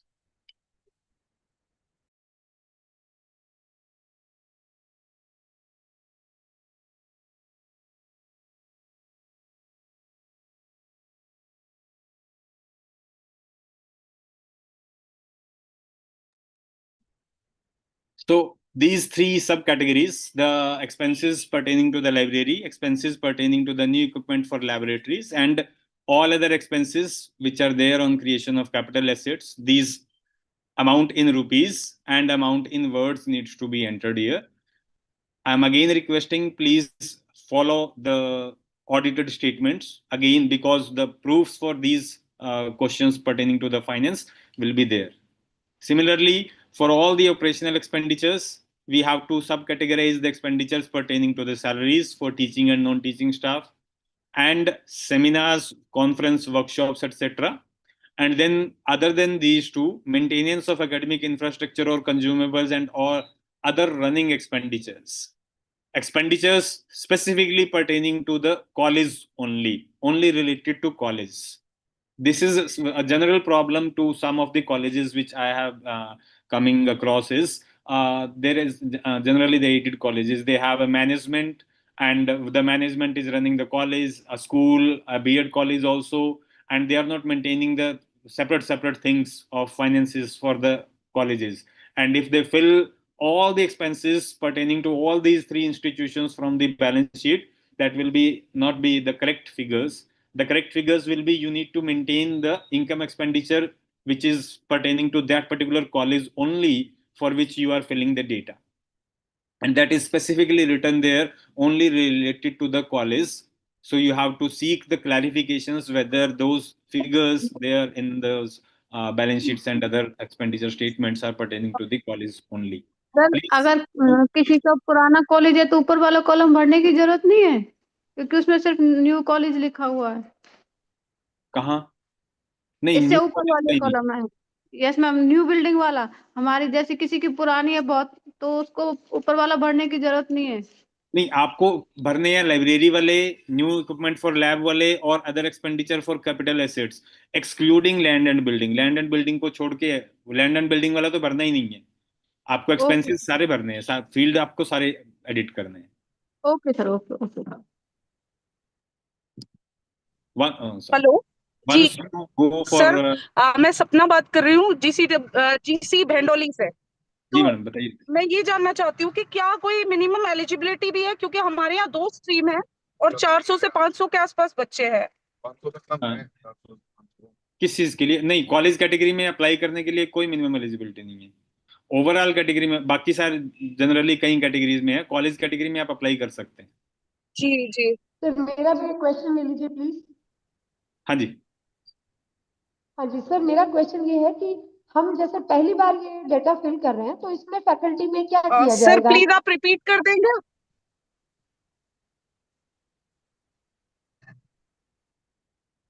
Hello. हाँ जी, बोलिए बोलिए। Sir मेरा question ये है कि हम लोग इस बार पहली बार डेटा फिल कर रहे हैं, तो पुराने जो 3 सालों का आप मान 22, 23, 23, 24, 24, 25, तो 24, 25 में ही वो डेटा देना है फैकल्टी का, या पिछली सारी एंट्रीज भी करनी पड़ेंगी? फैकल्टी का सिर्फ 24-25 का देना है। और बाकी डेटा क्योंकि हम पहली बार डाल रहे हैं तो बाकी में सब में अलग अलग ईयर लिखे हुए हैं, तकरीबन स्टूडेंट डेटा भी और ये फाइनेंस डेटा भी, ये 3-3 साल का जाएगा। और सिर्फ फैकल्टी का करंट मतलब सिर्फ फैकल्टी का आपका 24-25 का जाएगा। Right sir, thank you. I have a query. 2 minute रुक जाए मैडम बस। PCS फैसिलिटीज आपके पास generally yes no kind of questions हैं। If you have separate buildings in your environment, then you have to generally select that whether your institution buildings have lifts or ramps, whether in what percentage of building you feel you can consult with your architect or the designer for the same, whether you institution have provisions for walking aids including wheelchairs, transportation from one building to another for handicapped students, ramps आपके यहाँ ऊपर cover हो जाते हैं, and whether your institution have buildings which specifically designed toilets for handicapped students, उनकी railing और details आपके पास होती हैं। तो अगर आपकी एक ही बिल्डिंग है तो आप उसके बेस पे डिसीजन ले सकते हैं। अलग अलग सेगमेंट हैं तो किसी सेगमेंट में किसी पोर्शन ऑफ बिल्डिंग में आपके पास किसी पर्टिकुलर ब्लॉक में ये चीजें हैं तो आप उसके हिसाब से ये परसेंटेज कैलकुलेट करके ये यस नो के question, these are straightforward questions, but again details can be sought later based on what kind of situations you are having. And one last question that is pertaining to the accreditation, where you have to select whether your institution has a valid NAC accreditation in the current situation. So if you have it is, then you can just a yes no kind of questions, you can take that question in that manner. Once all these questions will be filled and all the tabs except this faculty details में सिर्फ एक ही tab green होगा, that is faculty details NIRF 2026. And except this previous faculty, select faculty from tab, you don't have to bother about this particular tab. Whatever number is there, that is for the previous year data, and that will not be counted for current year only. So the data for faculty will be counted is only pertaining there in the faculty details tab. Once all these will be green, your declaration part will become green, and there you can take a preview of the data entered and then you can submit the data. मैं ना एक बात कहना चाहूंगी, जो मतलब कि most of the institutions को ये क्वेरी होती है कि एनआरएफ में पार्टिसिपेशन करने से क्या होगा, हमारा रैंक तो आना नहीं है। देखिए, it is a long process, लेकिन अगर आप एनआरएफ में पार्टिसिपेट भी करते हैं, इवन पार्टिसिपेशन भी आपका नेक के लिए एक बेनिफिशियरी एक कंपोनेंट को पूरा करता है, ठीक है, इसलिए पार्टिसिपेशन करना मस्ट है। और रही बात रैंकिंग की, आपको टाइम लगेगा जैसे आप स्टार्ट करते हैं, क्योंकि हम ये देख रहे हैं पार्टिसिपेशन रेट हमारा जो है काफी इंक्रीज हो रहा है, कॉलेजेस का हो रहा है, यूनिवर्सिटीज का भी हो रहा है। जैसे लास्ट ईयर सिर्फ 65 लोगों ने किया था, लास्ट टू लास्ट ईयर, और 2025 एनआरएफ में हमारे 190 इंस्टीट्यूशन ने पार्टिसिपेट किया था। और मैं ये उम्मीद करती हूँ कि इस बार मोस्टली जो 350 कॉलेजेस हैं और जो भी एलिजिबल 300 हैं, और सबका पार्टिसिपेशन इस बार होगा, क्योंकि पार्टिसिपेशन करने से ही आपको नेक में बेनिफिट मिलता है। ये सबको एक बात क्लैरिफाई होनी चाहिए, ठीक है। और बाकी गिरधर जी, आप जैसे 10 कितना मिनट आपको लगेगा? और बस मेरी तरफ से हो गया मैम, हो गया। और क्वेरीज आप ले लीजिए 10 मिनट में, फिर यूनिवर्सिटी के लिए हम सर 11 स्टार्ट कर देंगे। 11:15 और एक बात तो और आएगा मैं कोई कहना query? चाहूंगी, जस्ट वेट, एक अटेंडेंस फॉर्म इस चैट बॉक्स में भी शेयर कर दिया जाएगा, और यूट्यूब लाइव पे भी हम शेयर कर रहे हैं। सब लोग अपना उसमें जो आपकी क्वेरीज हैं, ये अपनी अटेंडेंस मतलब फॉर्म फिल कर देना उसमें, ठीक है। Okay, Link Girdhar ji has been please. shared in the chat box, so everybody can fill the feedback. जी नमस्कार सर, मैं डॉक्टर विनीत नागपाल अग्रवाल कॉलेज बल्लभगढ़ से हूँ सर। सर मेरी ना एक क्वेरी थी कि जैसे हम पहले तो जो हमारे प्रोग्राम थे प्रायर टू एनईपी, वो 3 ईयर डिग्री प्रोग्राम थे। अब एनईपी में 4 इयर्स आ गए हैं, तो हम लोगों ने क्या किया है, जो 3 इयर्स वाले भी रखे हैं, सेकंड और थर्ड ईयर की डिटेल उसमें डाली है, और 4 ईयर पे टिक करके जो अब फर्स्ट ईयर एनईपी आए हैं उसको फर्स्ट ईयर में डाल दिया। भले ही प्रोग्राम हमारे पास एक बीए था, क्योंकि एनईपी में बीए ऑनर्स कन्वर्ट हो गया 4 इयर्स का। तो क्या ये ठीक किया सर हमने, या चेंज करना पड़ेगा कुछ?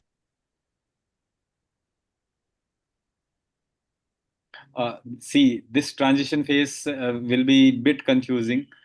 We have already discussed this thing कि आपके पास scheme A, B, C, D, whatever the university have implemented the NEP for, with तो आपको वहाँ पर पूरी डिटेल आप देख सकते हैं, या तो आप उनको 4 में कवर कर सकते हैं या 3 में कवर कर सकते हैं। डबल करेंगे तो वो टोटल इनटेक आपका बढ़ेगा, कर सकते हैं, पर वो क्लैरिफिकेशन भी आप यही, अगर इन केस बाद में मांगी जाती है तो आप यही देंगे, बट इस वजह से आपका टोटल इनटेक बढ़ेगा, वो कहीं ना कहीं आपके मार्क्स कम ही करेगा।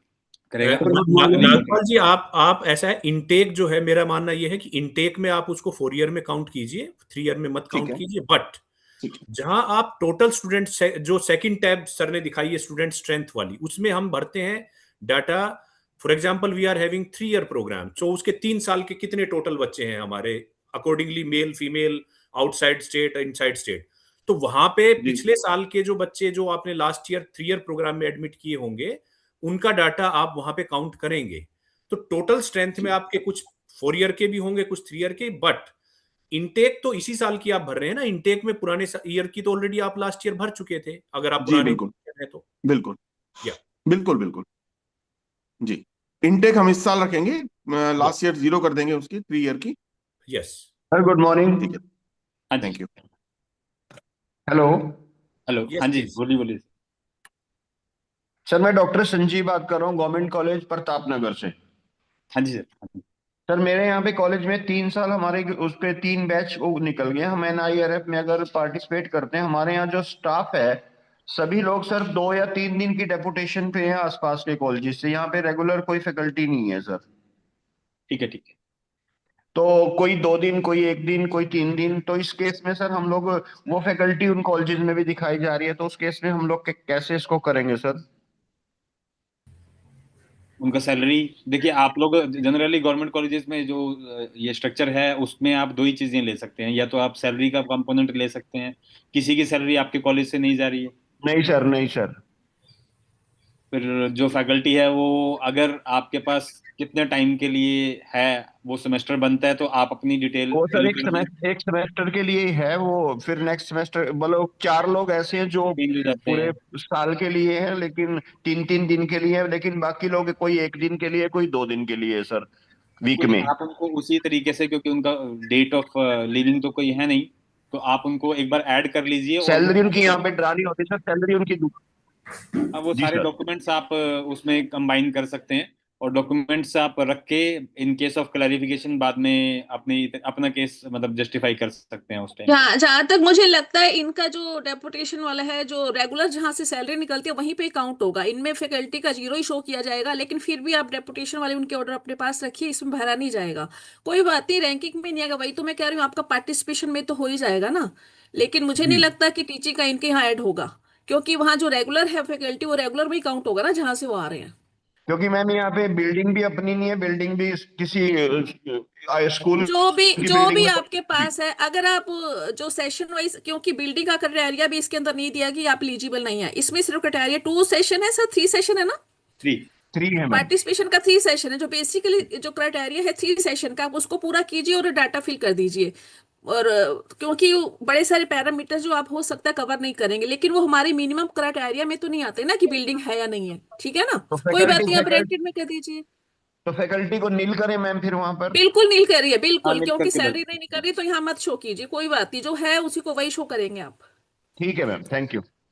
ओके सर एक सर क्वेरी वी है। हैव आपने रजिस्टर्ड ये फॉर पूछा है कि टीचिंग फैकल्टी या नॉन टीचिंग फैकल्टी की सैलरी जो एक ऑप्शन है, उसमें ये जानना चाहती हूँ कि एक्सटेंशन और कॉन्ट्रेक्चुअल जो फैकल्टीज हैं उनकी भी सैलरीज ऐड होंगी?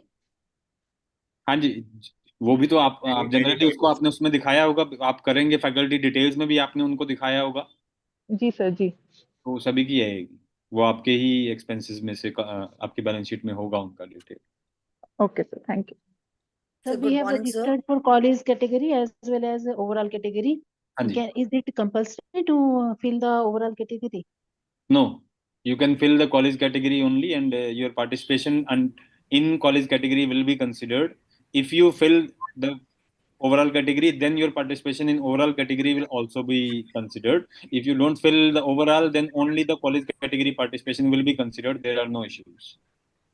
Okay, thank you, sir. Sir, good morning. There are Myself, two Dr. separate Neeru Bala. issues. Hello. हाँ जी। Sir, good morning. Myself, Dr. Neeru Bala, जी DN ma'am. College Hisar. Sir मेरी query ये है कि हमारे पास approximately 100 का staff है जो temporary basis पर ज्वाइन करता है। इसमें से अप्रोक्सीमेटली 80 कह सकते हैं हम लोग कि जो रिपीट होता है, काफी सालों से रिपीट भी हो रहा है। बट जैसे मैं इंपोर्ट करती हूँ इस डाटा को अपना फैकल्टी का 2025 से, तो प्रॉब्लम ये है कि उनकी जो ज्वाइनिंग डेट है वो पुरानी उठाता है हमारी, जबकि उनका हाँ तो जी गैप है बीच में। अब क्या मैं फिर पूरा का पूरा डेटा दोबारा ही फिल करें, या कोई ऐसी ऑप्शन है कि हम उनको कुछ सजेशन दे पाएं कि वो एडिटेबल हो जाए ज्वाइनिंग मैडम, डेट? देखिए, we have discussed this thing in as per the NIRF methodology. अगर हम्म उसने एक एकेडमिक ईयर कंप्लीट किया और पिछले साल हम्म वो था और आप उसको इस साल इंपोर्ट कर रहे हैं, तो हम्म ये ऑटोमेटिकली उसको 12 महीने एक्सपीरियंस के साथ और पुरानी ही डेट के साथ कंसिडर करेगा। नहीं, अगर सिर्फ एक वही एंट्री एडिटेबल हो जाए, नहीं, ज्वाइनिंग डेट चेंज कर पाए हम। इनकी मेथोडोलॉजी ऐसी नहीं है मैडम। अगर वो पिछले साल से आप इंपोर्ट करेंगे तो वो नहीं होगा। अगर आप को करना इसी तरीके से है तो आपको फिर वो नया ही एंटर करना पड़ेगा। Okay, thank you sir. इनका डेटा एंट्री सिस्टम इस तरीके से नहीं है। सर, गुरुदेव सर, हाँ जी, मैं बोलिए डॉक्टर बोलिए। राजेंद्र सिंह DAV कॉलेज से बोल रहा हूँ। सर जैसे कि आपने कहा भी पार्ट टाइम जो है ये मतलब 2 सेमेस्टर के लिए काम करें, लेकिन उनको हम रिलीव भी तो करते हो, तो उनकी तनख्वाह कैसे फिर आगे कंसीडर करें 12 महीने की? तनख्वाह आप जितनी देंगे सर उतनी ही लिखेंगे, 12 महीने की नहीं लिखेंगे। ये किसने कहा कि 12 महीने की लिखेंगे? अच्छा सर, जितनी आप देंगे उतनी ही लिखोगे। ठीक है ठीक है। और ये डाटा कब से फिल करना है सर? कब से मतलब? मतलब जैसे कि इस सेशन का, जैसे कि अभी से शुरू करें या इसको कोई डेट है अभी? 6 फरवरी अभी तक तो लास्ट डेट है सर, और डाटा पोर्टल खुला हुआ है। अभी ओके तक छह सर, फरवरी लास्ट डेट है। अगर नहीं बढ़ी तो 6 फरवरी को बंद हो जाएगा। ठीक है ठीक है, आपको ओके 6 फरवरी से पहले भरना। ठीक है ठीक नमस्कार सर। हाँ जी ma'am. Sir doctor Monika from GC Mangali. हाँ जी। सर जब मैं स्टूडेंट स्ट्रेंथ को फिल कर रही हूँ ना, हाँ जी। तो जो टोटल स्टूडेंट ऑटोमेटिकली कैलकुलेट करने वाला बॉक्स है उसमें वैल्यू कैलकुलेट नहीं हो रही है। आपने ट्रांसजेंडर वाले में भी वैल्यू डाल दी है 0? हाँ जी, 0 वैल्यू पुट कर दिया है sir. You can try with the other browser. ये टेक्निकल सर इशू किसी किसी किसी इग्निटो कॉलेज में से भी आया है। हाँ जी। किसी किसी कॉलेज में टेक्निकल इशू आया है ये, पर उन्होंने ठीक ब्राउजर चेंज किया। या फिर आप ना जो भी ब्राउजर खोलेंगे, कई बार आप यहाँ मेन्यू में क्लिक करके प्राइवेट विंडो ओपन करें, या सर इग्निटो से इनकॉग्निटो ट्राई मोड कर होगा। लिया मैंने। सॉरी। ओके सर, मैंने इग्निटो से भी ट्राई कर लिया और हाँ, हिस्ट्री डिलीट करके ट्राई कर लिया। एक बार ब्राउजर चेंज कर सकती हूँ सर, ब्राउजर वो ब्राउजर चेंज कर। चेंज करें, स्टिल सम इश्यूज, तो आप उसका स्क्रीनशॉट यहाँ कांटेक्ट में ये टेक्निकल क्वेरी की सब इस मेल पे डाल दें। मैंने ओके अपने ओके। फोन नंबर पे दिखा देना, आप एक बार एनी डेस्क पे दिखा देना, वी विल सी। मिलजुल के कुछ सोल्यूशन तो निकालेंगे ही। जी सर, जी sir, thank you sir. Okay. Sir good morning. हाँ जी, good sir morning. I am from government girls college Jind. Sir जब हम फैकल्टी डिटेल को इंपोर्ट करते हैं सर, तो हाँ जी। एक्सटेंशन फैकल्टी का जो डाटा है वो एक्सपीरियंस 0 शो करता है सर। तो सर हमें क्या दोबारा से वो ऐड करना पड़ेगा? बट एम्प्लॉय जो रेगुलर एम्प्लॉय हैं उनका वो शो करें एक्सपीरियंस, क्योंकि 0 एक्सपीरियंस शो हो रहा है और वो एडिट नहीं हो रहा सर। क्या हमें न्यू जीरो, क्योंकि 3 आपने ऐड करना पड़ेगा? टीचिंग फैकल्टी में वहाँ टाइप में अदर सिलेक्ट कर रखा होगा, उसका वो वैसे ही करेगा। उसके दो ही अल्टरनेट हैं, या तो आप फ्रेश डाटा भरें अगर आपको एक्सपीरियंस अलग ढंग से कैलकुलेट करना है, या फिर आप उसको उसी तरीके से चलने दें। ठीक है सर, उसके थैंक दो यू ही सर। अल्टरनेट है, you can okay use. Sir, thank you, thank you. I hope we can take the rest of queries if any sir one more बाद क्वेश्चन, में नमस्कार सर। query। हाँ sir जी। One more, हाँ जी sir. Sir I am from GCG माने sir.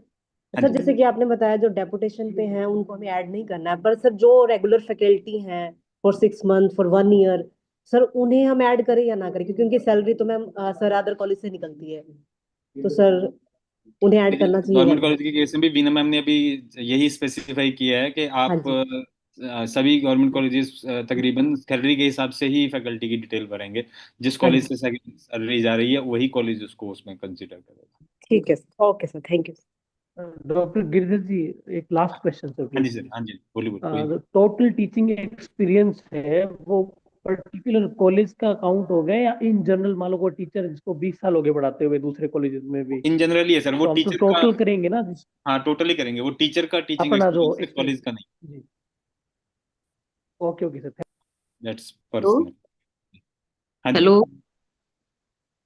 हाँ जी जी, बोलिए बोलिए फटाफट। Sir, please. लास्ट ईयर हमने ओवरऑल में फिल किया हुआ है, क्या इस बार हम ओवरऑल में फिल करें या कॉलेज में फिल करें? वो आपने इस साल रजिस्ट्रेशन के टाइम पे सिलेक्ट किया होगा, अब तो वो चेंज भी नहीं होगा। अगर आपने दोनों किए हैं तो आप, आपके पास जो ऑप्शन होगा कि आप सिर्फ कॉलेज का कर सकते हैं। हाँ अगर जी। आपने फिल ही रजिस्टर ही इस साल सिर्फ ओवरऑल में किया है तो फिर तो वही होगा। अच्छा ठीक है सर, ठीक। वो आपको रजिस्ट्रेशन के टाइम पे याद रखना है। अगले बार के लिए अगर चेंज करना चाहते हैं तो जब रजिस्टर करते हैं वहां आप उन चीजों को सिलेक्ट कर सकते हैं। ठीक ठीक है। सर सपोर्टिंग डॉक्यूमेंट्स भी अटैच करने होते हैं? अभी डीसीएस में डाटा फिल करते हुए कोई सपोर्टिंग डॉक्यूमेंट अटैच नहीं है, but again and again we highly recommend बिना सपोर्टिंग डॉक्यूमेंट्स के फिल मत करें, अपने पास रखें। और जैसे ओके ही जब तक आप उसको रखेंगे उसके बाद ही आप उसको आगे कहीं अप्लाई कर पाएंगे। ओके।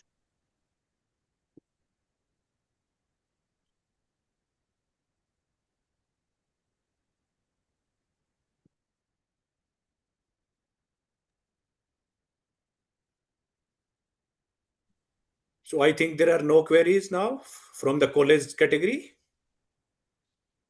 अच्छा, एक बार कॉलेज Madam, के जो we can end the session for the college category and we can start now for the university category, if you permit. Sir colleges के लीव करने से पहले ग्रुप फोटो ले लीजिए, और मेरी तरफ से वीडियो ऑन नहीं हो रहा, आप अपनी तरफ से एक दो स्क्रीनशॉट ले लेना sir.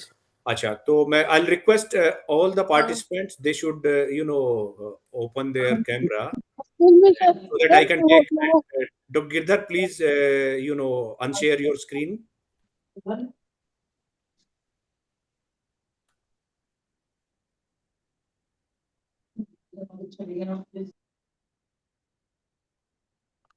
Yes, it is visible.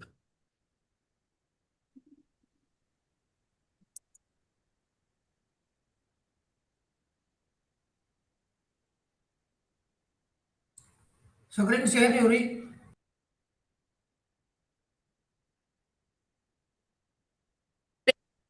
सभी सभी शेयर नहीं कर रहे, ओनली फर्स्ट पेज ही शेयर कर रहे। काफी लोग हैं जो जिन्होंने अभी कैमरा ऑन नहीं किया। Please camera I on request all of you to please. Madam पीछे से बंद है कैमरा।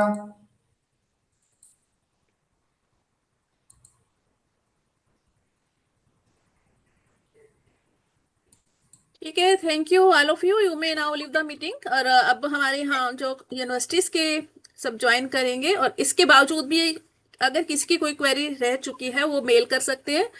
और गूगल फॉर्म अटेंडेंस का हमने शेयर कर दिया है चैट बॉक्स में, आप फिल कीजिए। और बाकी मैं आज के दिन मेल पर भी शेयर कर दूंगी till 12 PM, sorry till 12 PM, रात के 12 बजे तक ये फीडबैक लिंक ओपन रहेगा, आप भर लेंगे। ठीक है, thank you all of you.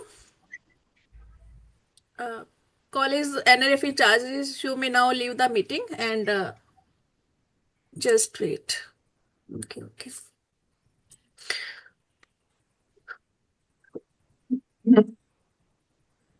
Okay, now again I formally welcome Dr. Anil ji to join as a resource person again and take your session please for University NRF in charges. Sir, please welcome again. Yeah, thank you very much, ma'am. And once again, I thank you, Directorate of Higher Education, Haryana, Statistical Cell, and particularly Madam Veena, and Director General Higher Education for providing this opportunity to speak with the university category. We have just concluded the session for college category. So thanks to all the participants from the colleges of Haryana also. And let me start my session. So before starting my session, let me introduce, maybe some of you or most of you are known to me, and I am also known to you because we have conducted 2-3 NRF workshops in last 1 or 2 years. So I am Professor Anil Yadav. I am Deputy Dean Academics at MIT University, Haryana, and I'm also working as a for this NRF and ranking work at MIT University Haryana since last almost 10 years, starting from 2016. So let me share my screen, and then, because this session is on the particularly DCS portal only, hope my screen is visible. Yes, sir, visible. Yeah. Visible, sir. Yeah, okay, fine. So I'll go on the portal a little bit, after 5 minutes. So this is virtual, So what is the objective of NRF and what is DCS portal actually? Let me first, brief about that. I have prepared few slides, 5-6 slides there, and then I'll go to the live DCS portal. So of course everybody know what is the objective, or visibility of institution will be there across the all over India, and not only India, it will be over the globe. And of course, when we are ranked at some place in the NRF, so the student admissions and our perception about the stakeholders will be increased. Eligibility, although because this is only for the DCS portal, but of course in the last session there were few participants who asked what is the eligibility.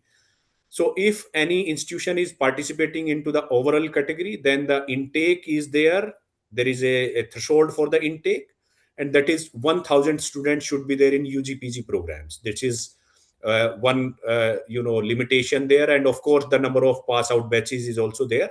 But if the number of students are less than 1,000 in any university, then they cannot participate into the overall category. They can participate only in the discipline specific category, for example engineering, law, dental, and so and so. And yes, the number of 3 batches should be passed out from the UG/PG program. That is one of the another threshold there. So accordingly, the participating institutes which are there in this particular training session, they can participate as per this rule. Now I'll just show the what is the format there on the portal. I'll go there a little bit later. So if you see, so we have to enter. Now there may be a confusion among the participating institutions sometime, because some of the institution has participated in the NAC also, or maybe NBA also. They have submitted SSR or SAR as per NAC or NBA. So the SSR is designed like that. Whatever is the format of the SSR, the physical form, same they have kept on the online portal also. But in NRF, it's little bit different. We are having 5 parameters, and there are few metrics among those 5 parameters. But on the portal, they have divided into a different way.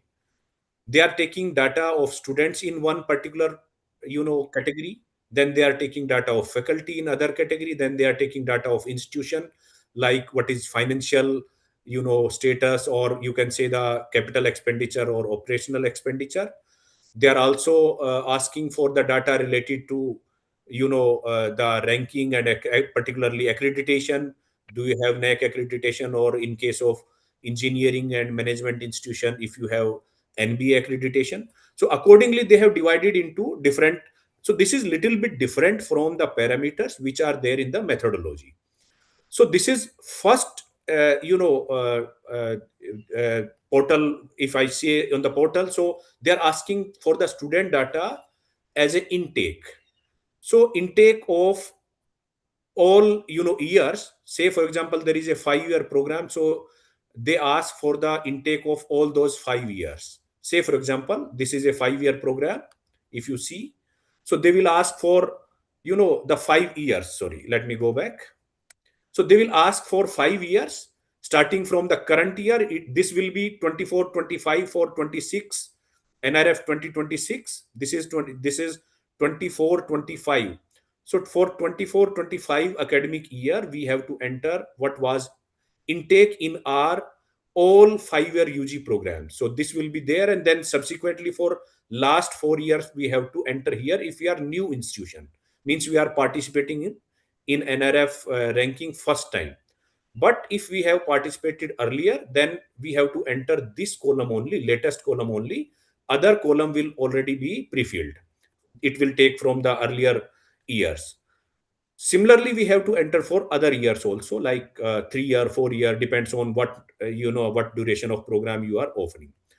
Then they are asking the data of current academic year 24-25 total data for all these different durations of the program. For example, what is the number of students, total number of students in the 3-year program, which is running at your institution. So we have to enter total number here, but in the portal, if you will see, we have to enter only male, female, and transgender. So male, female, and transgender total will be coming automatically, and then within state, outside country, and then total will come automatically, and that should be equal to this. Then only the portal will accept data, otherwise it will not accept the data. Similarly, the other things are there, like how many students are from economically backward area, socially backward, and then that how many students we are providing the tuition fee waiver from the government, from the institution, and of course from any private body, and total will be automatically there. So this we have to enter in that portal. Then in the overall category, they are asking for the PhD students. So there are 2 types of data related to PhD students. One is how many PhD students are doing PhD, means they are admitted and running their PhD under your institution currently in 24-25. They have not graduated. So you have to enter data full-time and part-time both. How many full-time PhD students are there and part-time students are there, right?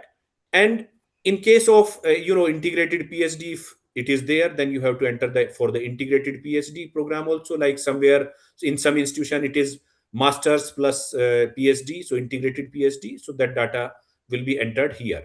And similarly, the now coming to the higher studies and graduated students, so this we have to enter for last 3 years data. Last 3 years means latest will be here at the bottom. If you see, let me latest will be here, and then last year, and then subsequent last year here.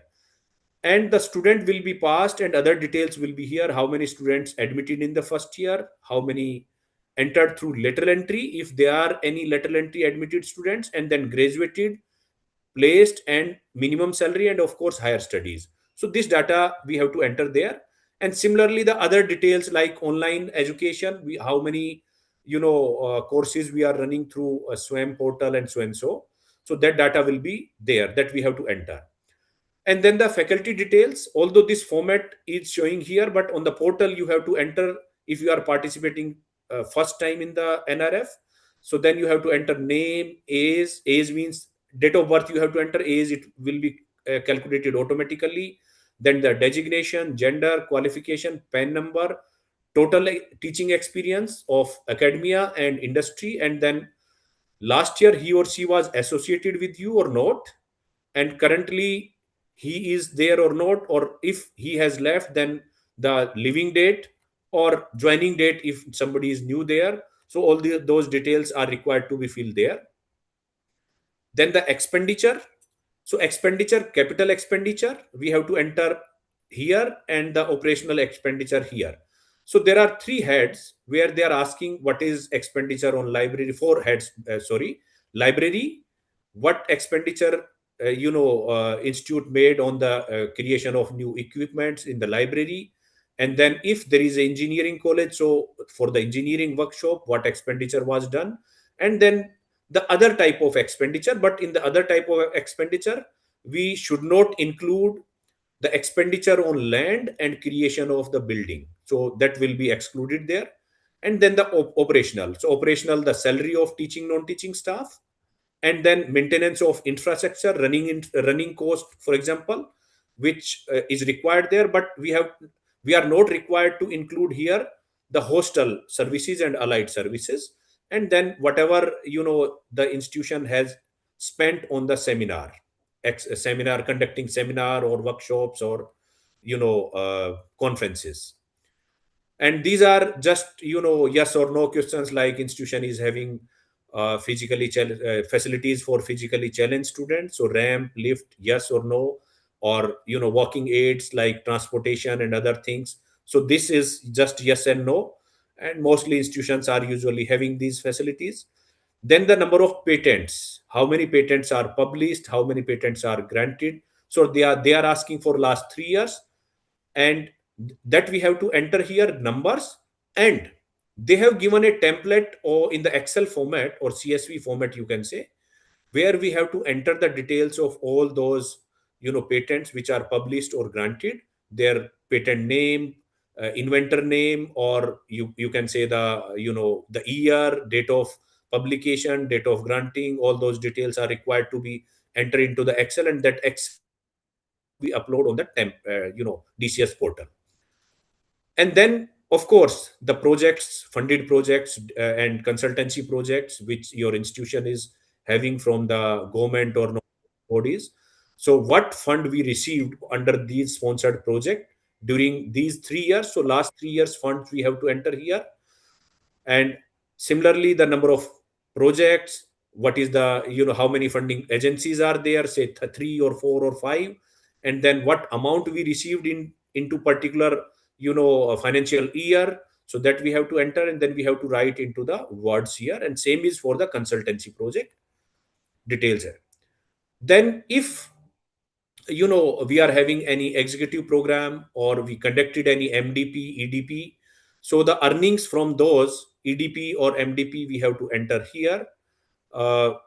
same like financial year, last 3 financial years, and the how many we conducted, how many participants were there, and then what was earning, and in words we have to write there. And then just few details about your college institution name, address, and establishment year. And if you are having any college campuses which are associated with your, usually the private universities are not allowed in the state of Haryana, so there will be no constituted colleges. It's only the department of the universities. But yes, of course, for government universities, they are having constituent colleges, so they have to enter the details there, just the details. And then the accreditation, if you are NAC accredited, so details like what is your score, what is your grade, and date from which to what date it is valid, so that details are required to be entered. And then they are asking about few questions related to the NEP, multiple entry exit. Are you following this or not? Are you following any course in Indian languages? uh, IKS, Indian knowledge system, you are following or not? How many courses, not courses, but are you offering the courses? And do you have a grievance redressal cell as per UGC? And of course, how you are admitted students, through national level test or state level test, or maybe you are conducting your own test. So that details, this is only the qualitative questions. There is no quantitative answer they are asking in these particular category.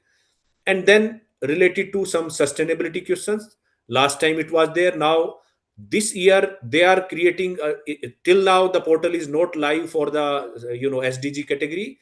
So they are revamping that SDG category portal, so probably they will include some more questions there. So these questions will also be there probably. So that is there. Now I'm going to the live portal and will explain what is how to do there. So basically, if you see, sorry, this is our NRF portal, and where I'm starting from step by step. So we have to log in from here. You can see all the informations are available on this portal. You can see India rankings data capturing system is live now, except for SDG category. So once it will be live, they will notify to us, maybe through email or on the portal. And there are other details there, but we have to go to this login section here, and this page will be like that. So there are few notifications here on this side. You can see these notifications are like when it is opened, when it will be closed, all those details usually they are flashing here. But important is this middle part where we have to log in our institution portal.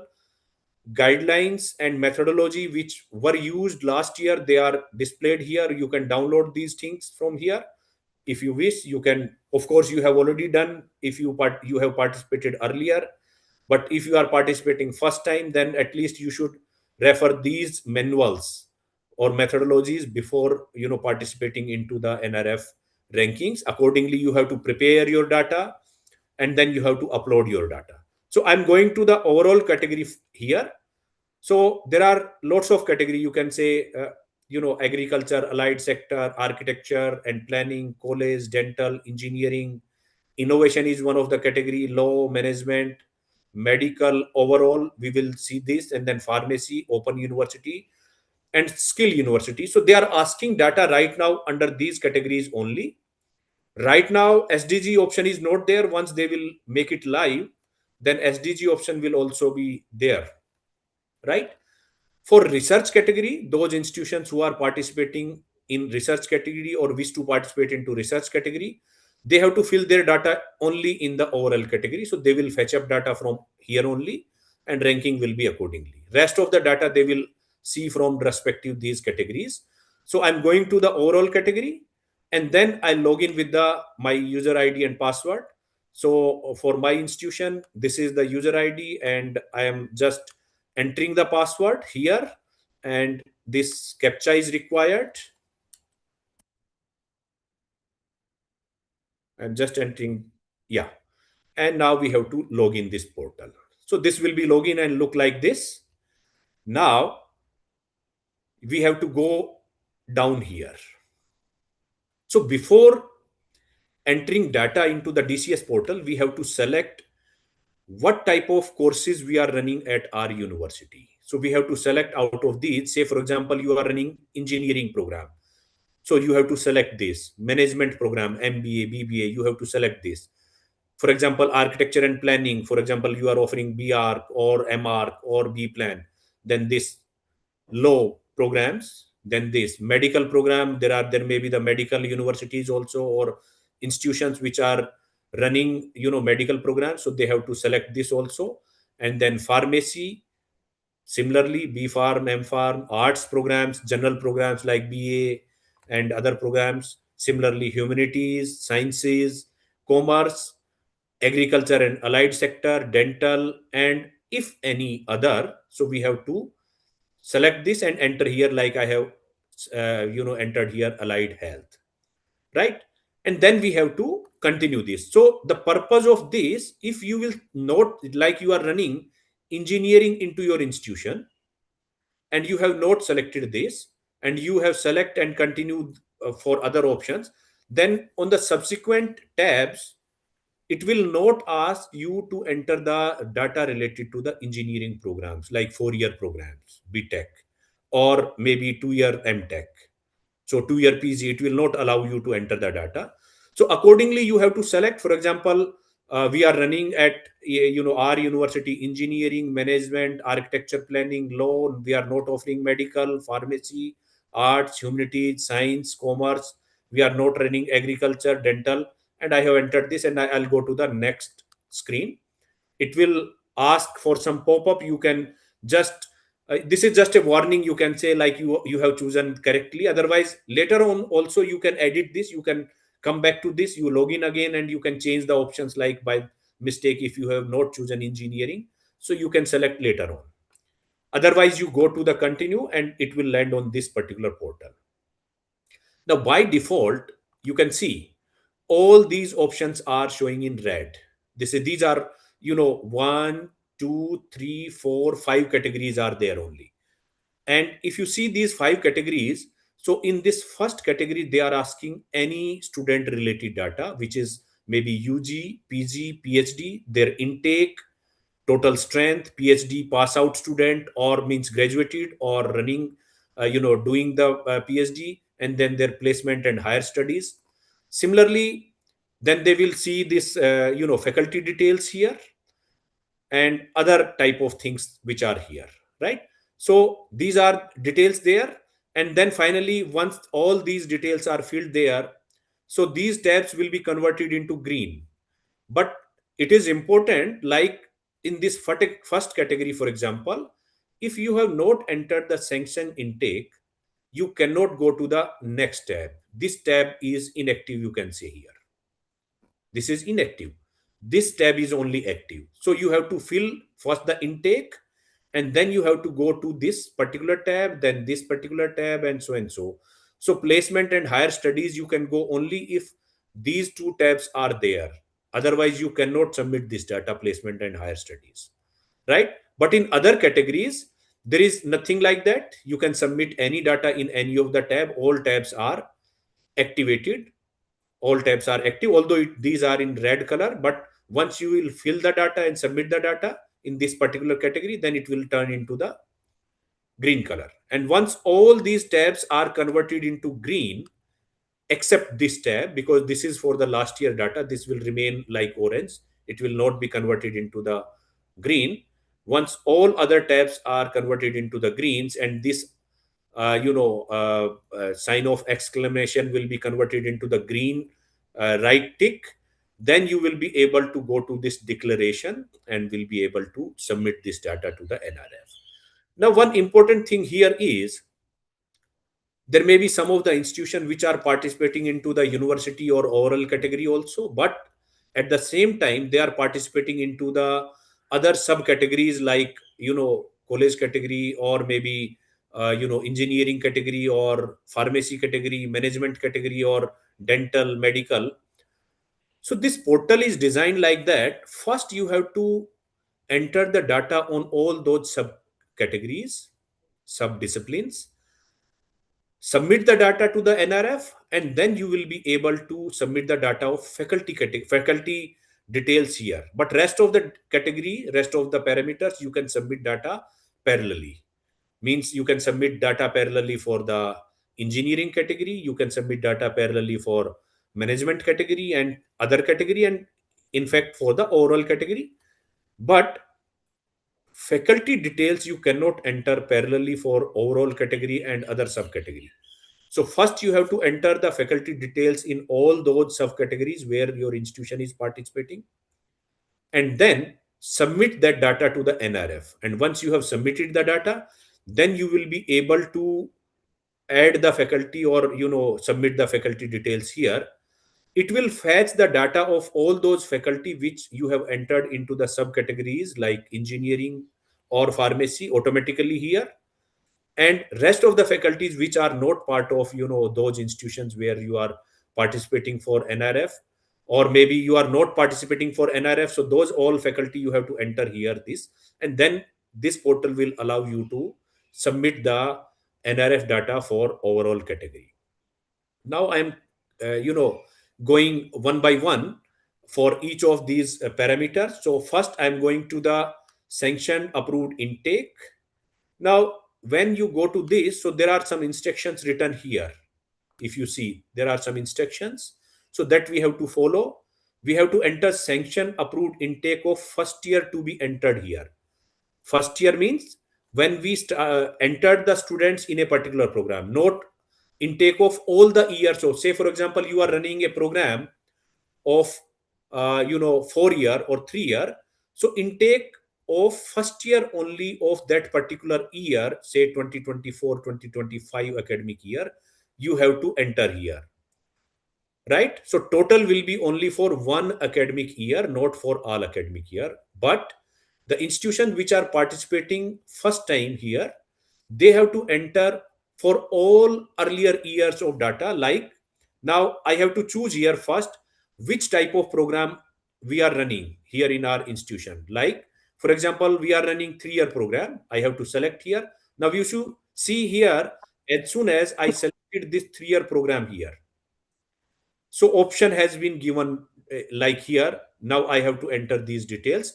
So earlier details are freezed here. Whatever we entered, these are freezed here. We have to enter only for this current year data. Intake of first year only for current means for current NRF session where they are asking data for 24-25 academic year.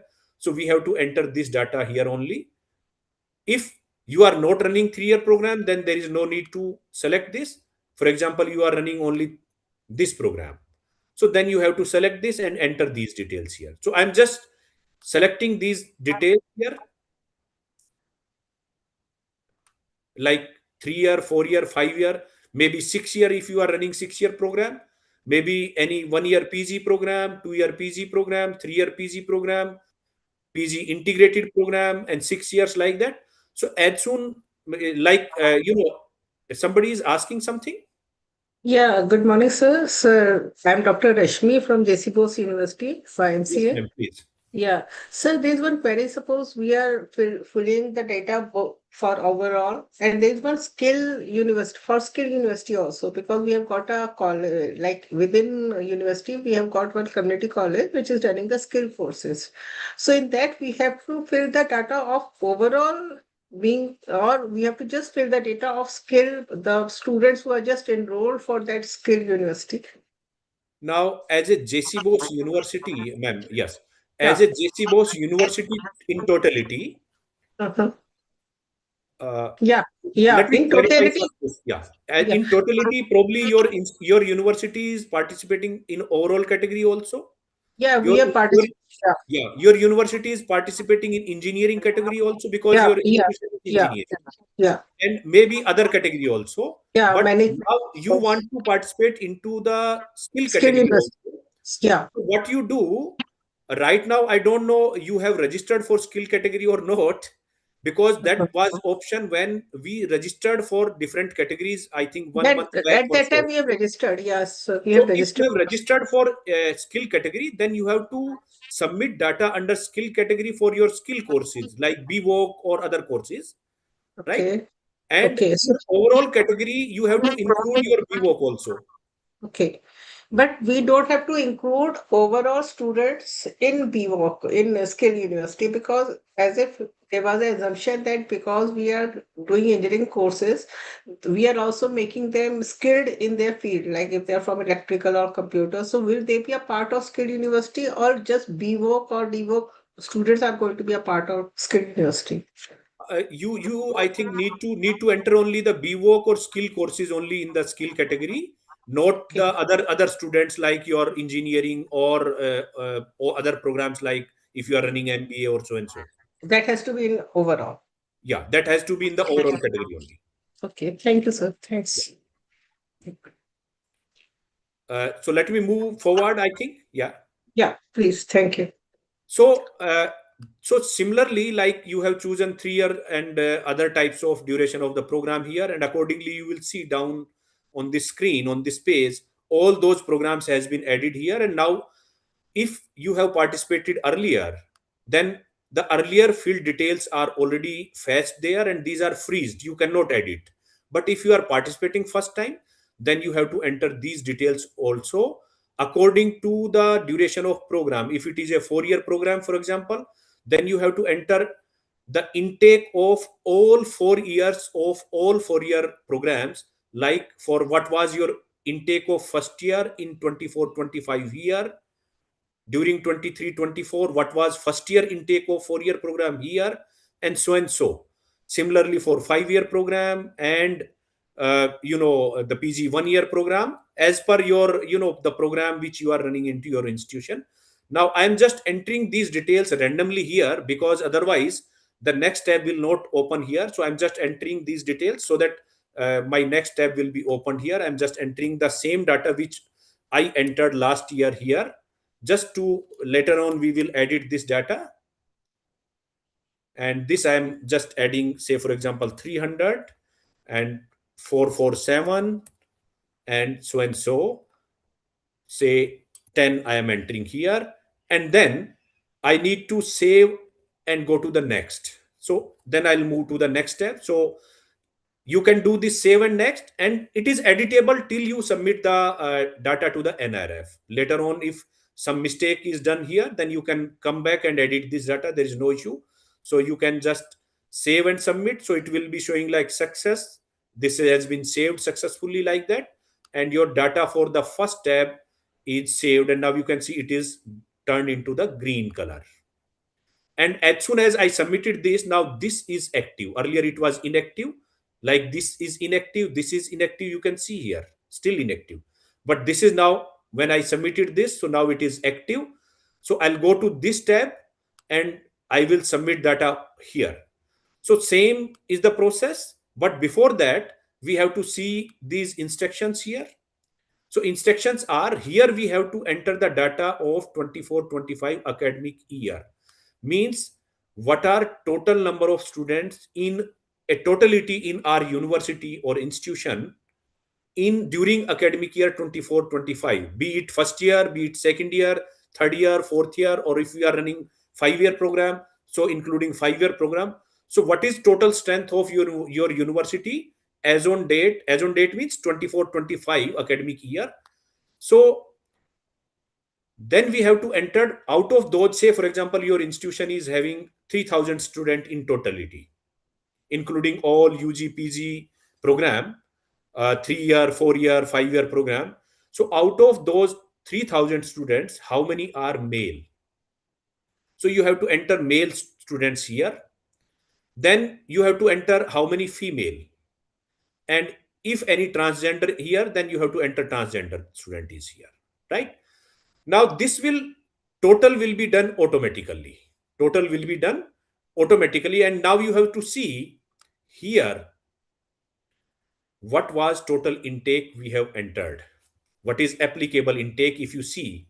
So this is intake, and this will link to this intake. You cannot enter data more than this intake. Of course, if intake is there, then, and this will do, total. So I'm just, showing here randomly. I'm entering here, say, for example, out of 3,000 student, I am having, 1,000 male student and 2,000 female students, and maybe zero, transgender. Now, see here, for 3-year program, number of students studying in all year, all program, 3-year UG program seems to be 40% more than the sanction approved intake of 3-year program. We cannot enter the detail here, which are more than 40% of our intake. Now, what intake we have taken there? We have taken intake there. If you go back to the 3-year program, I'll show you, I'll go back and will show you like what intake we have entered for 3-year program. So for 3-year program, our intake is sum of this tab, this year plus this year plus this year, and that is 685.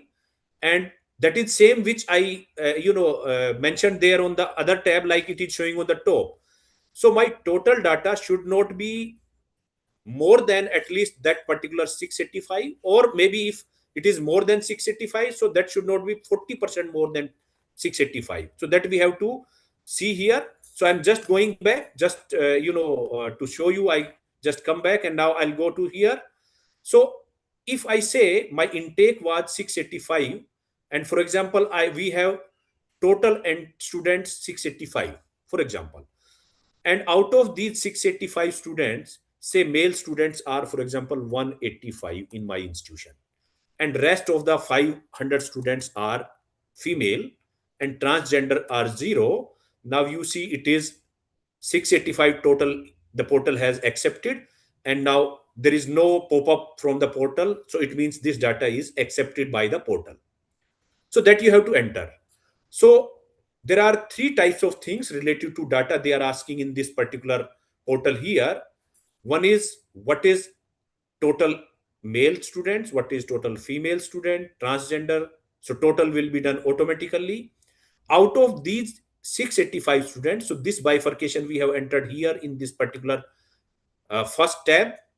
Now we have to enter out of these 685, how many students are from your own state, like from Haryana state, which are there, including male, female both. So, for example, out of 685, I am having 185 again from the within the state Haryana, and say, for example, 400 from the outside state, from Rajasthan, from Delhi, from UP or other states. So 400 here, and rest of the 100 students are from outside country, for example. Now this data should be equal to 685, otherwise it will not accept. Say, for example, let me show you. I'll enter here 90. So now you see it is not accepting because this data is not matching with 685. So because this is not equal to this, so I have to keep this equal to this, otherwise portal will not allow to me. So I'll make this 685. So now it will accept. Now it is accepted, you can see here.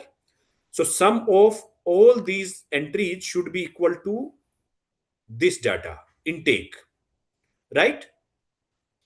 Now the third thing is they are asking how many students out of 685 are economically backward, means their financial status of the family is poor. You can say they are not in the tax paying slab.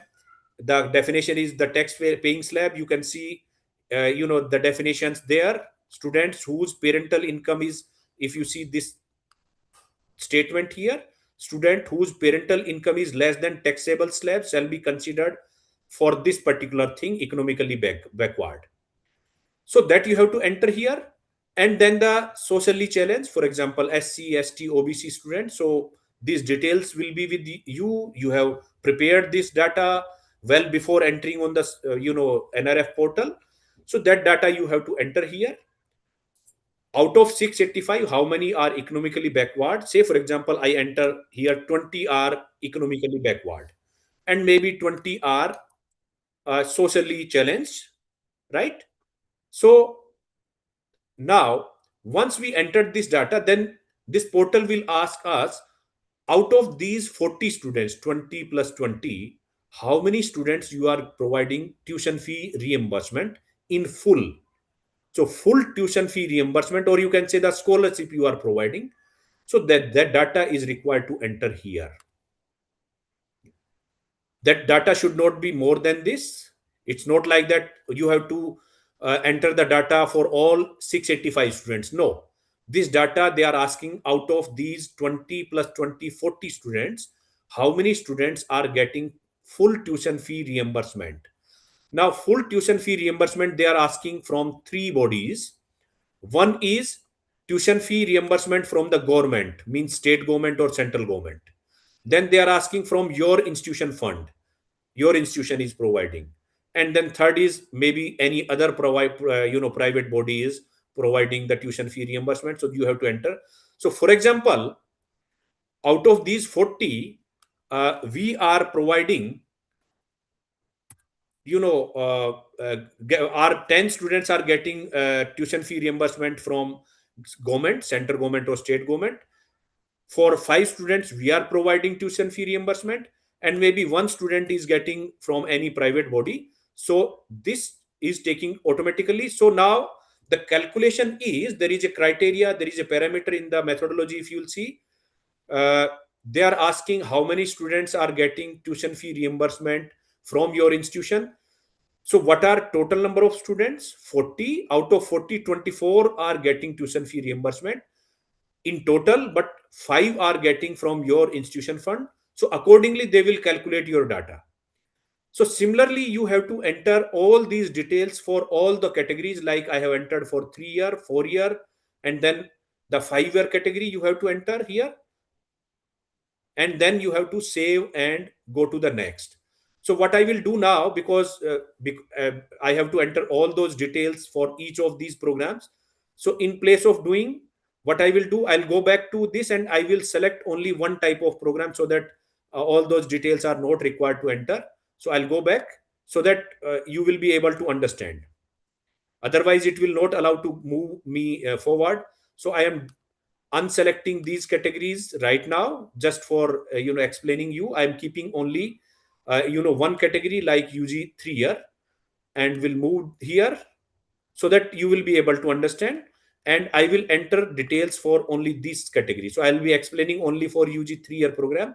So I'm entering, out of 685 here, say 185 are male, 500 are female, 0 are transgender.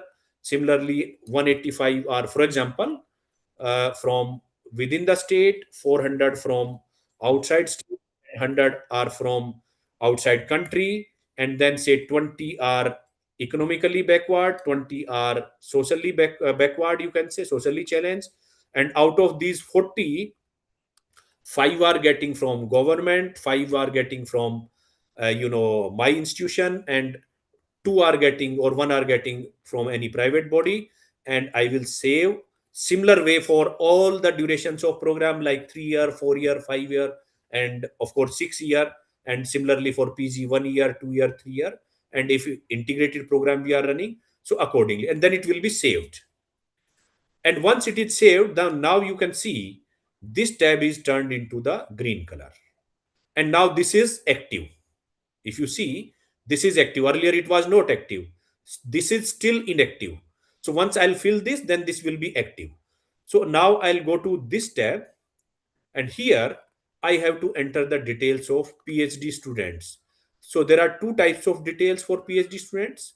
One is how many students are doing PhD, pursuing PhD, that I have to enter, and part-time and full-time. Of course, out of those, how many are part-time, how many are full-time.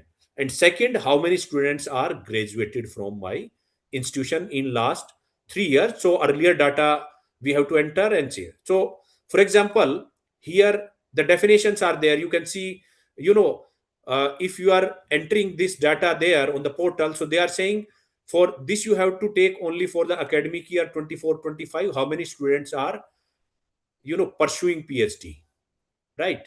So you have not to include the students who are admitted during this 25-26.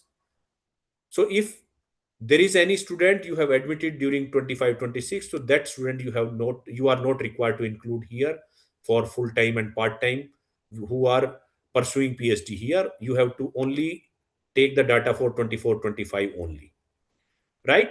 And if your data, they are also saying if your data total number of students who are still pursuing PhD are 65 and students enrolled in this year are 15, then the total number of PhD students will be 85. So they will take like that, right?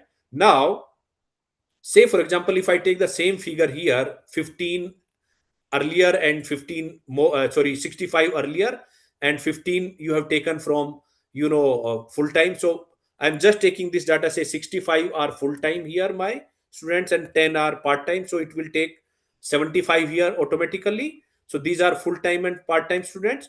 And now how many are graduated? So graduated students, they are taking from the, when they are verifying or when they are doing the data validation and verification. So they are taking from your annual report or the convocation report. You can see here. So it should be mentioned in your either annual report how many PhD students are graduated during 24-25 or annual report. So accordingly, you have to enter for last 3 years, 22-23 academic year, 23-24, and then 24-25 for full time and part time both.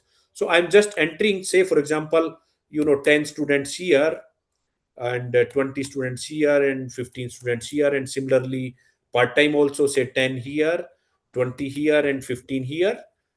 So, and then if, say for example, in case of medical college or medical university, if there is any student who is pursuing MD, MS, or DNB, then you have to enter data here.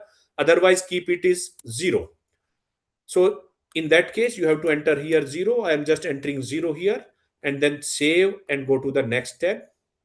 Now the fourth tab will be active. So now this is active. So all those 3 tabs are become now green. So you have to go to the now placement and higher studies. And similar way, the data which was entered for earlier year will be here. But if you are participating first time, then all these data you have to enter as a fresh. So I have taken the example of this UG 3-year. So they are asking this data for all type of program, either it is UG 3-year or UG 4-year or UG 5-year.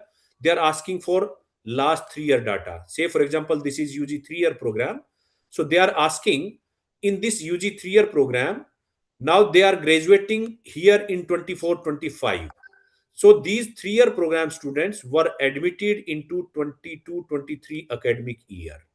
So they are asking what is intake. So this intake we have already entered. If you see this intake, we have already entered in the first tab.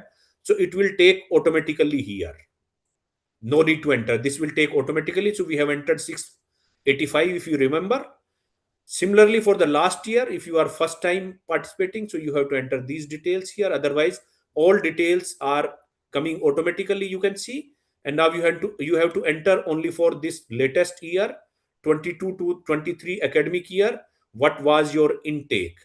How many students you have admitted? Say, for example, we admitted 600 students. Any student you admitted through lateral entry? If yes, then you enter, say, for example, we admitted 5 students. Now, out of these 605 students, 600 is direct and admitted and 5 lateral entry. Out of these 605 students, how many graduated in first attempt? First time means the minimum period, right? So say for example, out of 605, 575 are graduated in the minimum stipulated time. Now they are asking out of these 575, how many are placed?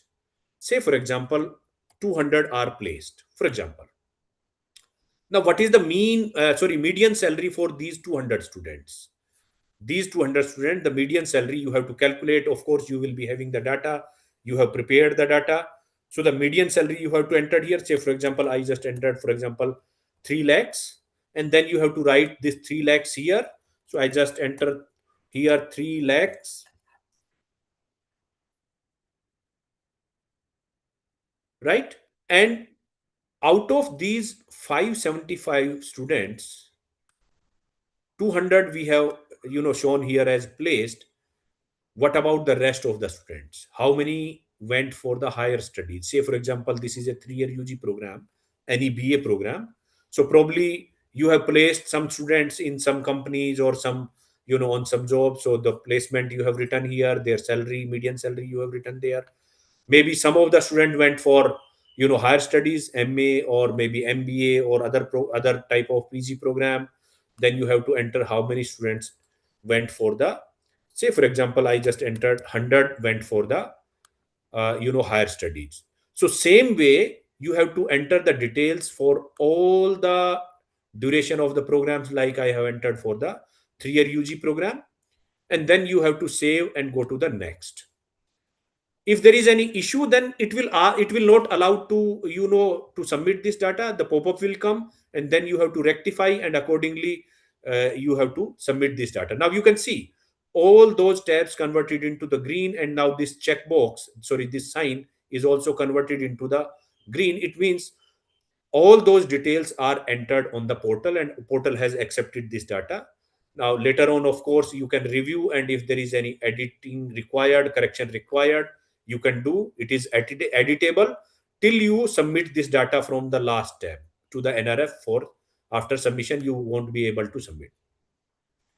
Now for this particular tab, faculty details, now important thing is, if we are participating only in the overall category, then you have to enter these details here only. And if you participated in the last year, then the details of faculty which you entered last year, that are available in this tab, and you can fetch these details, port these details from here to here. Otherwise you can enter the details as a fresh, but it is a tedious task. If you are having, say for example, 500 faculty in your institution or 200 faculty, so you have to enter the details of all those faculty, name, their date of birth, PAN card details, and their experience and all those details. But if you participated last year, so all those data which you entered last year, that is available here. You can fetch this data. Let me show you. Now it is showing, because we are participating into the different categories, like subcategories also. So for overall category, it will not allow. So what is important, I was supposed to mention, if you are participating into the subcategories like engineering or medical or pharmacy or management, then you have to first enter the details of faculty on those subcategories, submit the NRF form to the NRF on the portal, then only you will be able to enter these faculty into the overall category. Till it is not submitted there, you won't be able to add these details. So I'll come back again, and I will show these faculty how to port these details and in the subcategory of my institution, for probably engineering or management or any other category. So I'm going to the next category. I'll come back to this with, because we are participating into the subcategory also, so it will not allow right now. But once we will submit the details into the subcategories and submit the NRF, then only it will allow. So I'll show you into one of my subcategory. I'm going to the next parameter, institution details, where we have to enter the financial resources, like what we have spent on the capital expenditure, operational expenditure. So those details are required here. Similarly, the other details are required here. So I'll go one by one. So financial resources, now we have to enter these details here. The capital expenditure will be here under these 5 heads: library, new equipments. If you are engineering institution, so what you have spent on engineering workshop, studio, if you spent any amount on studio, and then other type of capital expenditure. But you are required to exclude the expenditure on purchasing the land and creating new building. These are not required to include here, right? Rest of the expenditure you have to include here under the capital expenditure, and same we are required for the operational expenditure. And now there may be a query among some of the institution, and in each and every workshop, I am always emphasizing on that. While preparing the data for NRF or entering the data, we have to remember three things. Data which we are entering for related to any finance. So the data we have to prepare for financial year. So financial year is required. For example, for this particular NRF 2026, for latest year like 24-25, this 24-25, for which financial year data is required to enter. So financial year applicable for this is starting from 1st April 2024 to 31st March 2025. This data is required to enter here in this first column, this one.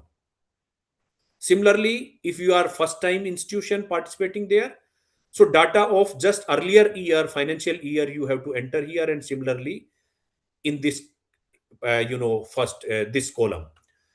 So thumb rule is any finance related data submitted into the NRF will be as per financial year. Similarly, any student related data or faculty related data, faculty related means number of faculty, their experience, and so, that will be counted as per academic year. Academic year means we are starting academic year usually in the month of July and we are ending in the month of June, or sometime you can consider it from June to May. So that is little bit 1 month of flexibility is there, but they have mentioned it is from June to May they have mentioned there, but little bit you can make it is like July or June, there is no issue, but they have mentioned it is from June to May. So that academic year wise data you have to consider for student related entries, for faculty related entries. And the third thing, data related to the research, like how many projects you are having, how many publications, although they will not ask the data of publications, this data they will fetch from the third party sources like Scopus or so and so, but they will fetch the data from there, and that is fetched as per calendar year, not academic year or financial year. So data related to the research will be taken as per calendar year, not as per financial year or academic year. So hope this is clear. Now this data of we have to enter here, say for example how much was spent on the library, so amount we have to enter here, and then we have to write here in words. And because this is not the dependent metrics, dependent tab, so I'll not enter anything here, but you have to enter here, like for example some amount I'm just randomly, and some text here, and say for similarly other category here, other tabs here, similarly for the operational expenditure we have to enter these details, and then we have to save and go to the next. And once we have saved and go to the next, then it will turn, like earlier I said, it will turn into the green, because I have not entered anything, so it is still red. But once you have submitted the details, then it will turn into the green. So that you have to do here. Then go to the next. If I go to the next tab, this is PCS facilities, physically challenged services facilities. So this is basically, they are not asking data in terms of quantity, they are asking only yes or no. Say for example, do your university institution is having this facility? So if yes, how many buildings, means say 80% or more, 60% or more, or 40% or more. So accordingly you will be getting the marks. For example, you are selecting this 80% or more, then you will get maximum marks, maximum out of maximum. And if you are saying not applicable, or say for example less than 40%, so in proportion you will get the marks. So if your college or university is having all the buildings as per physically challenged students norms, so then you have to do this, how many buildings, say all the buildings are there, 100% buildings are physically challenged compliant, so then you have to choose this 80%. Similarly, walking aid your institution is having or not, yes or no. Similarly, institution buildings have specially designed toilets, handicapped students. So accordingly, you have to select, say, for example, I have just select these options and then go to save and next. That's it. So this is not the quantitative, parameter metrics. You have to just enter the details, yes, no, or tabs. Then if we go to the next tab, then the accreditation. And this accreditation, they are asking in the overall category for the NAC. Although in case of engineering and maybe in the management category, NBA is the valid accreditation, not the NAC. NAC is for only overall category of the university category, so, or institution category. So then you have to select here if we are accredited, then yes. And once we select this yes, then it will ask what is the validity period of your NAC grade or NAC accreditation period. So start from, valid from, you have to enter these details. It is a auto calendar, so you have to select, say for example, from this date to say next 5 year. So you can select from say 2031st or 30th, for example. And then you have to enter the GPA here, CGPA awarded to your institution. For example, for A grade, it is max 3.25, 3.26 is going to the A plus. So accordingly, if you are A graded, then and your from your certificate you can check and enter the details. For example, I am just entering say 3.24 for 3.24 and then save and next, right? If you are having multiple years, so even then you can add here, but only one is required. I'm just entering here, so it is added there. It is turned into the green. Now going to the NEP part. This is NEP, related to NEP. So in the national education policy, they are asking, although this is also the not the quantitative metrics, they are asking only the questions in the qualitative form. So they are asking few questions here, like multiple entry exit and Indian knowledge system based questions, so sustainability details. So they are asking, has your institution implemented multiple entry exit in your institution? So accordingly, based on your institutions, you have implemented or not, you have to choose yes or no. Similarly, are you having courses, teaching courses in Indian languages? So accordingly, you have to choose yes or no. Similarly, are you offering courses or introduce coursing in Indian knowledge system based courses? Then yes or no. Do you establish, as per UGC regulation, do you your institution has established grievance redressal cell, yes or no? And then what is the admission process, how you are admitting students? For example, you are admitting student through national level or state level entrance examination, or maybe your university is conducting their own entrance examination. So they are asking, is your institution admitting students through national and state level entrance exam? So accordingly, you have to enter yes or no, and then you have to go to the next. So I am just going back, not saving this tab. And then the sustainable living practices. This is tab. These 2-3 tabs actually added last 2-3 years. Earlier it was not there. So this is also the qualitative questions, like they are asking what sustainable practices are followed at your institution. So accordingly, they are asking, specific to your institution, how, what you are doing for reduce, eliminate single use plastic on your campus. So this is single correct answer type of questions. First question is either of the answer will be correct, right? So for example, you are doing this or this or this or this, so one answer you can choose. But the second question, if you see, you can choose the multiple answers, either first as well as second or third or fourth, as per your case maybe. So you can select the multiple answer. If you are doing like energy efficient buildings are there, renewable energy installations are there, like solar panels and so and so, offsetting emissions are there, sustainable procurements are there. So maybe all these options you can select, or any one or two you can select. So that option is there in the second question. In the third question, any one answer you are required to choose. So they are asking level of recycling infrastructure available on your campus. So accordingly, you have to, it is basic infrastructure or comprehensive infrastructure or currently being set up, or you have even not set up. So accordingly, you have to choose any one option.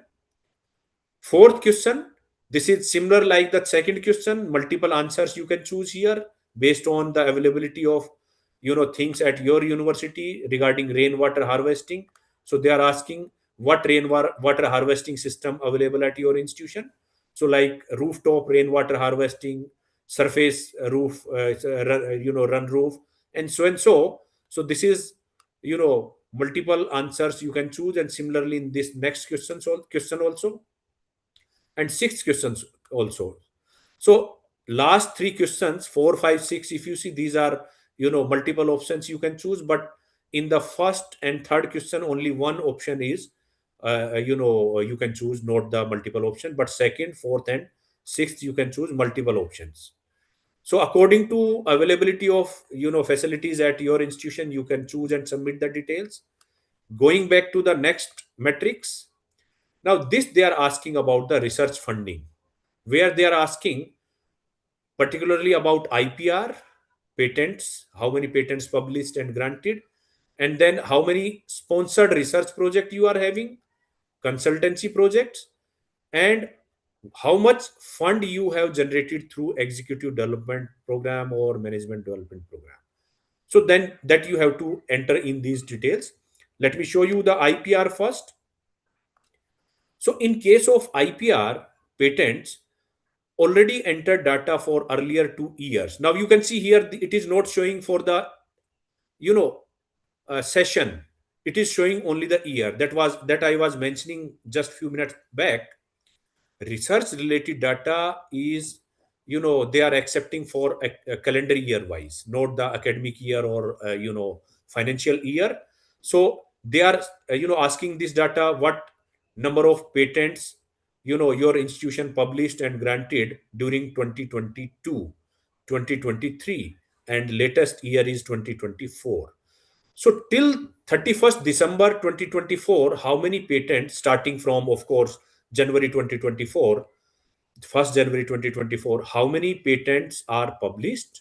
You have to write here, and how many are granted.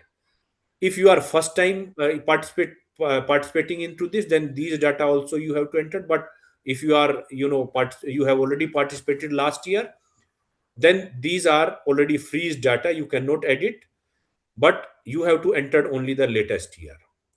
Now one more important thing here, in other parameters, they are not asking the details, but here in case of patents, you see they are asking the data in the patent format, right? So the prescribed format they have given here, let me download in front of you. Yes, somebody is asking something. Yes, sir. One thing more, like this patent has to be for calendar year. That means, no?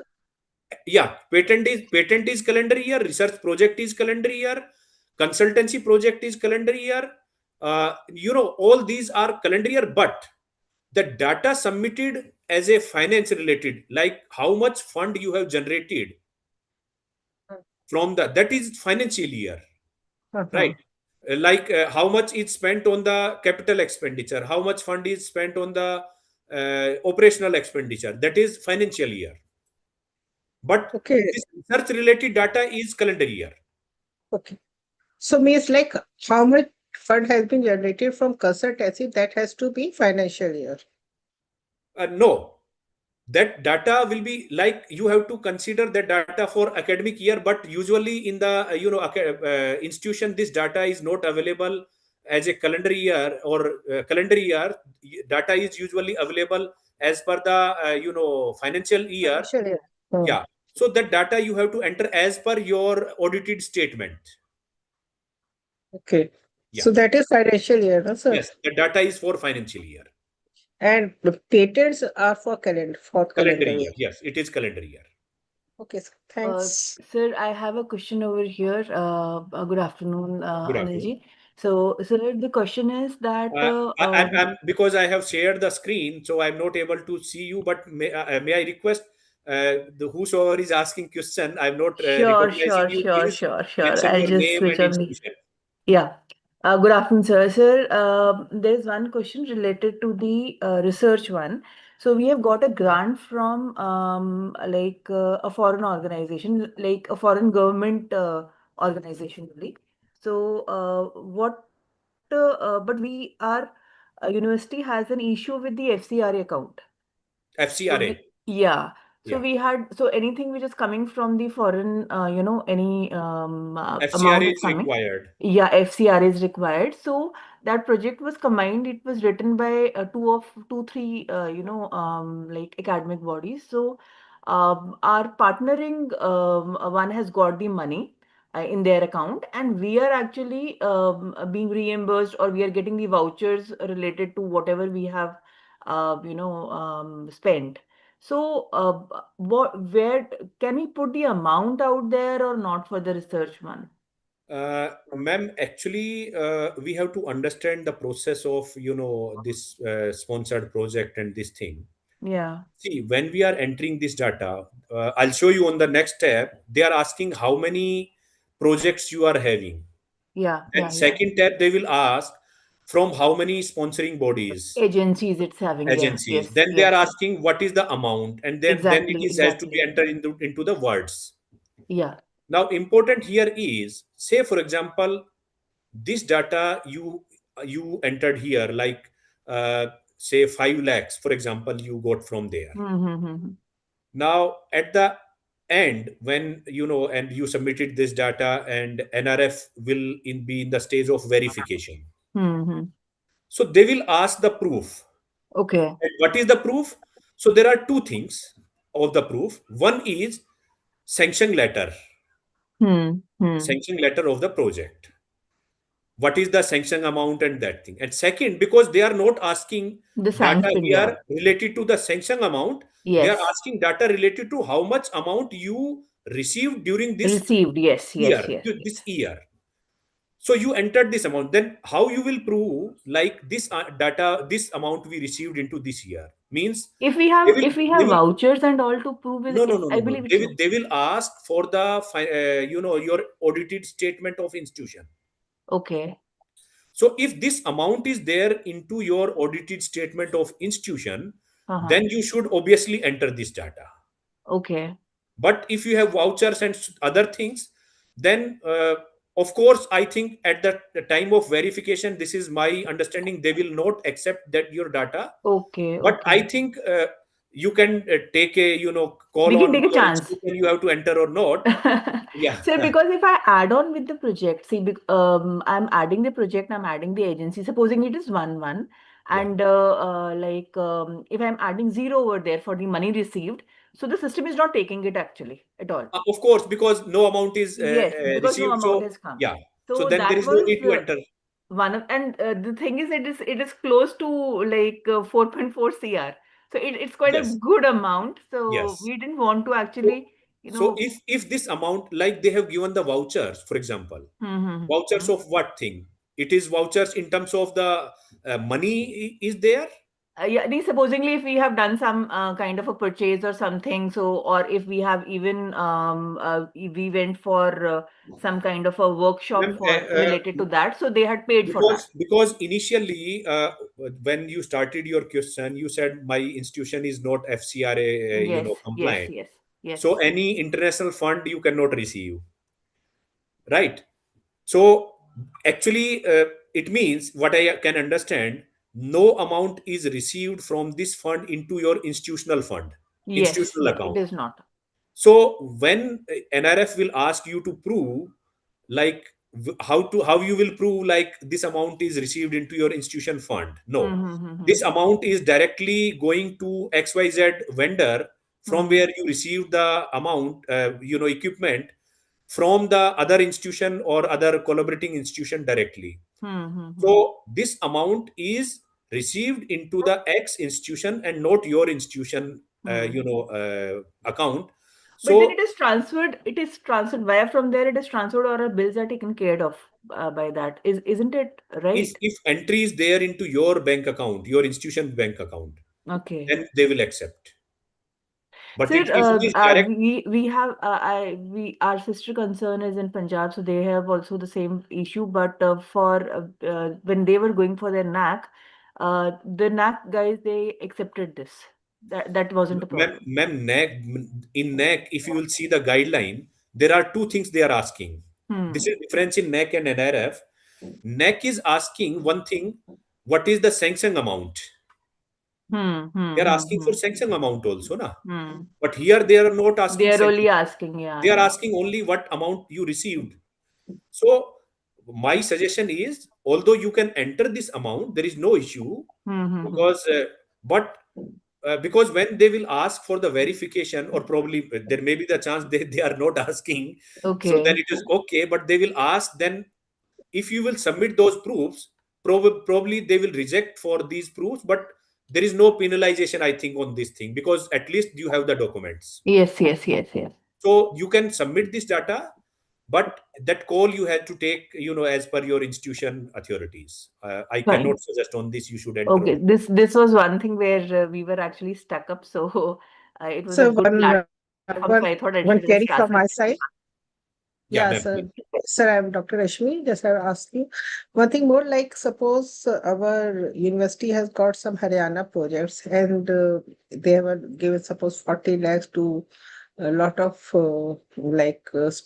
faculty, but they didn't get the amount. They've got that this has been sanctioned, and they are in process of getting the fund. So should we add the 40 lakhs as a financial uh, amount, or we have to No, just add the amount which has been received in this year? ma'am, they are asking only how much you received Okay, into so your bank account. That's it. okay, How much okay, is sanctioned, they are not asking. okay, Right? Say, for example, there is a 5-year project you received. yeah. It project is going for 5 years. So Mhm.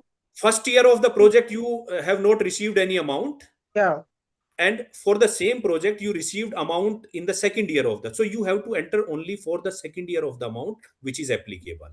okay, Right? okay, So okay. sanction amount they are not asking. They are asking how much. I'll show you in the next screen. Right? So before Oh, going okay, to the next screen, let me complete this template. Just let me show you okay, the okay, template of okay, patents, and then I'll go to the project part. Right? So okay, this is okay, the template we have to fill here. Like, these details are here. For example, if you are able to see this particular column, this particular row, so we have to enter here what is your details of institution, discipline name, applied for NRF 2026 ranking. For example, IR overall, IR engineering, medical, and so and so, you have to enter here, and then you have to enter your institution ID of that particular category. Because this patent details they are asking in overall category, engineering category, pharmacy, medical, and dental only. Management and other categories they are not asking details of patents. So accordingly, say for example you are submitting data of overall category, then you have to fill this format for IR underscore overall, your institution ID for overall, and the below details, and then upload this data on the same link there. And if you are submitting for engineering, so IR underscore engineering institution ID for engineering category, and details below here. Now, what number of patents are published in 2022, 2023, 2024, and similarly the granted 2022, 2023, 2024, and the automatically this, of course, total published and total granted. This is written, total published by mistake. They have written here 2018 to 2020. This is wrong. It is only for these 3 years, right? So this is in the mistake in the template, typo error. So this will be total of only these 3 years here, granted and patent. And now you have to enter the details of these patents below in this format. You can see serial number, patent number. It is written on the patent which is published or granted. Is it published or granted? Accordingly, you have to write here published and granted. Inventor name, title of the patent, applicant name. Now, inventor and applicant may be different, right? Sometimes inventor name will be the name of faculty, and applicant name will be the name of your institution, right? So they will consider only those patents which are patented through your institution only. It's not like that I as a faculty in my institution published a patent as a individual capacity, so it is not acceptable here. So the patents which are published as my institution, as an applicant or inventor, at least any one of this is there, then they will accept this.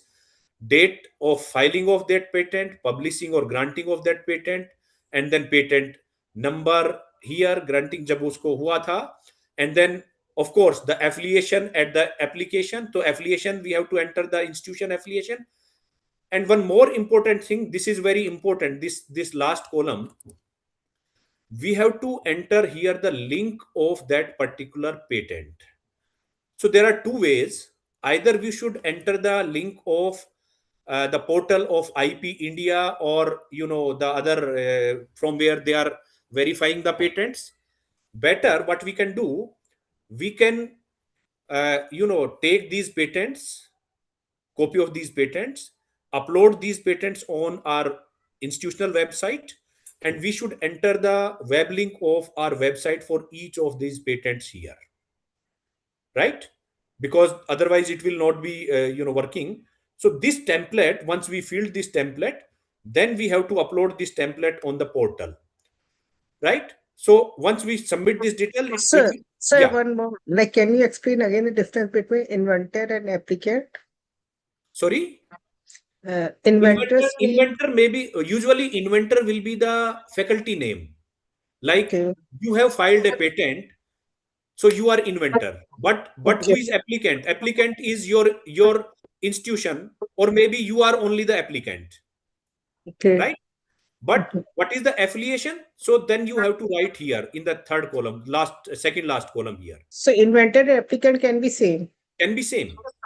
Yeah. Right? But affiliation should be with your institution. If affiliation is like some faculties there and he or she is not affiliated to you and you have entered this, so they will not accept. Okay. Thanks. Right?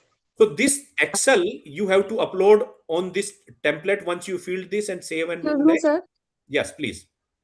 If applicant is a faculty member, right, and his affiliation is the university's affiliation, and he is also inventor, then we can write his name or Yes, not? of course. Okay, thank you. You should write that. Thank you. Yeah.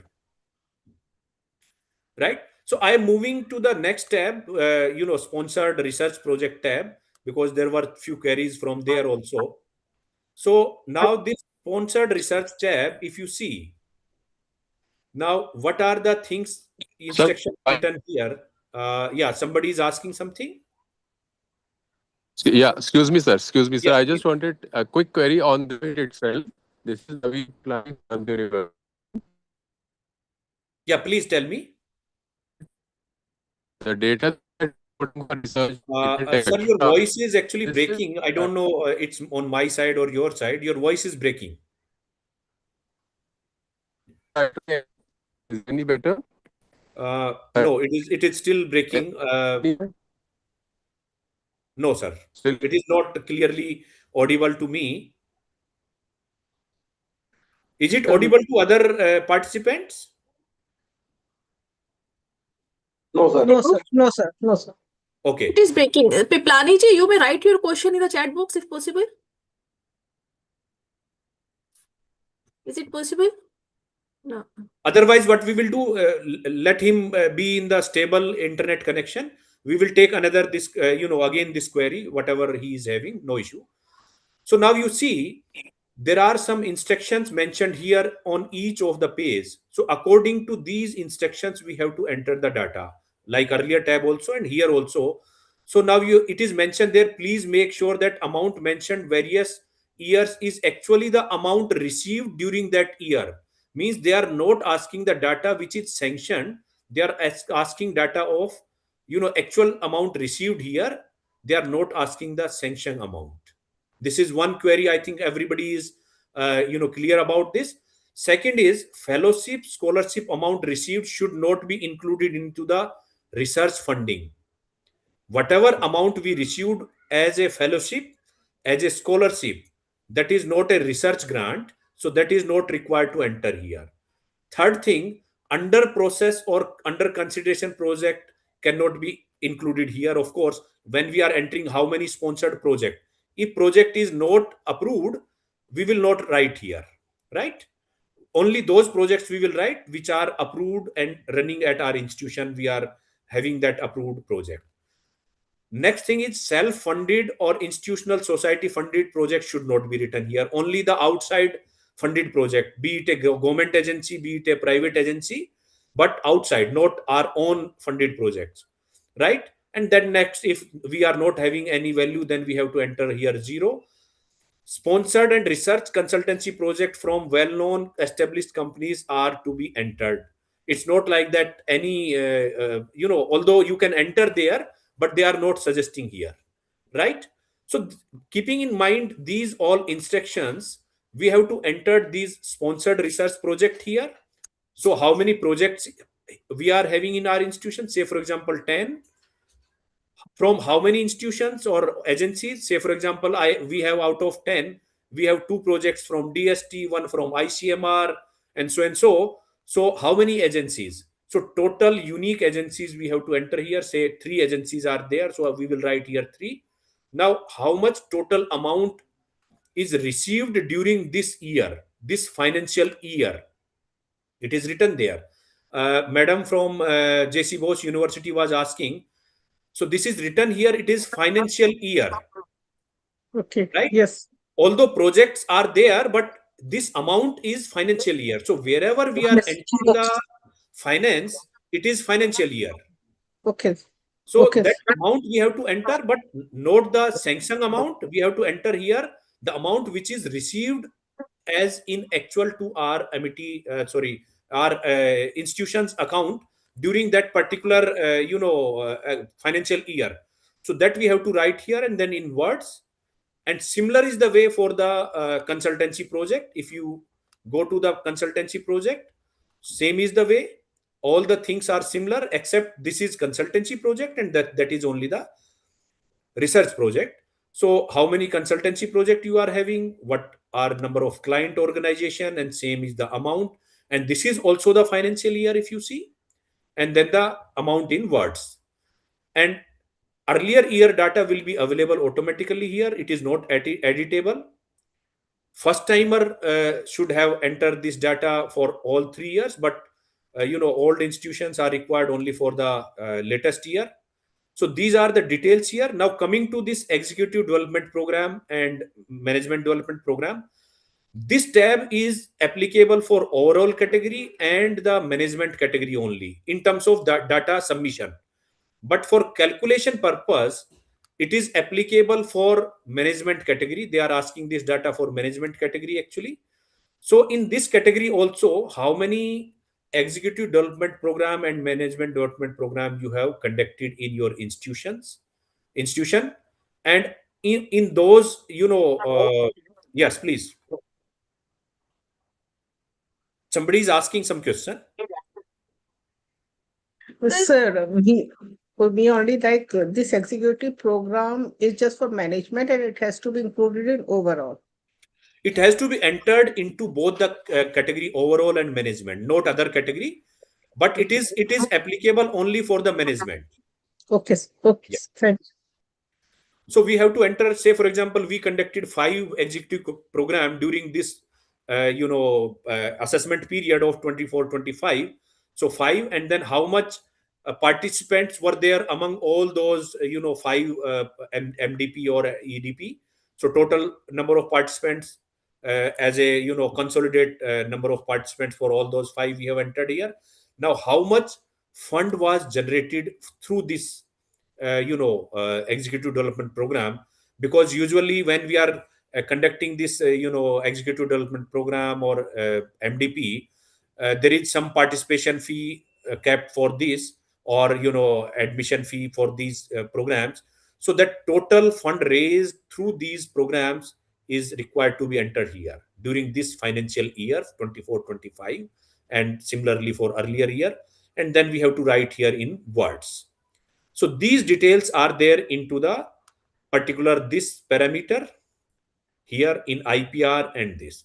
And then coming to the final parameter or tab, you can say it is not a parameter. we have to submit few details about our institution. I have shown these details into that slide. We have to choose here, like about our institution, are we a constituent list of colleges? If we are there, then, but usually the private university are not having the constituent colleges. But if we are having, are the government college, government university, so probably we are having the constituent colleges. So list of those constituent colleges can be entered here, name, address, and year of establishment. You can click on add tab and so and so. If you are private university, so in Haryana, private universities are not allowed to open or affiliate the colleges, so it is not applicable for private universities. Similarly, list of campuses, if you are having off campus, so or maybe that thing, so then you have to enter the details of those campuses here and then save and next. And once all these tabs are completed, then this tab will be active. So there will be one declaration and you have to select checkbox there. We are agreeing on all the terms and conditions of NRF, and then you have to save and submit. And of course, there will be a preview before the submission. So you can preview all the submitted details and then finally you can submit. So now, as I mentioned in my, this particular tab, faculty, I'm going to the, other category, subcategory, so that I can show you how to submit the details of, faculty there. Let me log out this and I'll be going maybe for example, let me go for the engineering there. Sir, And, can I ask the query now if I am audible? yes, please. Now you are clearly audible. Oh, Yes. thank you very much. So my query was for the patent, research papers, etc. When we say the data has to be entered for this current cycle, that is 24, that is January 24 to December 24. Correct? Yes, sir. Okay. So we are actually entering data 1 year behind of the assessment cycle. Yes, actually, when we are participating in NIRF, you can see the name of NRF ranking they have kept, like right now we are participating in NRF 2026, right? So for NRF 2026, the assessment period is academic year 24-25. Yes. And for that academic year, like I mentioned earlier, student related data, faculty related data will be submitted academic year wise. Yes, sir. Finance related data will be submitted financial year wise. So, Correct. for example, we are entering only for one financial year starting from 1st April 2024, 2020, 4 to 2020, 31st March 2025. This Right, is sir. financial year. And research data will be entered as per the calendar year. How many patents are published and granted? This is as per calendar year. So starting from 1st January 2024 to 31st December 2024 is the data for 1 year. Similarly, if you are entering for 3 years, so subsequently, you can go back to the 1 more year and then next 2 years. So you have to enter for last 3 years data. Yes, sir. Thank you, sir. Thank you very much. Sir, So I'm going to the engineering category, and then let me show you the engineering category so that I can show you the faculty I have data. one question. Sir, I have one question. Yes, please. Suppose a visiting faculty work in a semester from July to November, and in continuation in 9 semesters he worked from February to May, whether this is counted or not? Let me log in and then I'll take this your query. Now this faculty related data, this is engineering portal. Now here if you see, those checkbox are not there because we have already selected there in the overall category and for that entering data into that particular. But in engineering category and other subcategories, it will be only the continue button here, right? So we have to just click on here and then these are the tabs. Now this is little bit different, you can see from the overall category. Now in the first tab you can see these are 4 same tab which were there in the overall category. Faculty tab, these are 2 tabs, but in institution tab there were few more tabs if you remember, like there were exit, entry, multiple entry, exit, sustainable and other things, but here it is not there.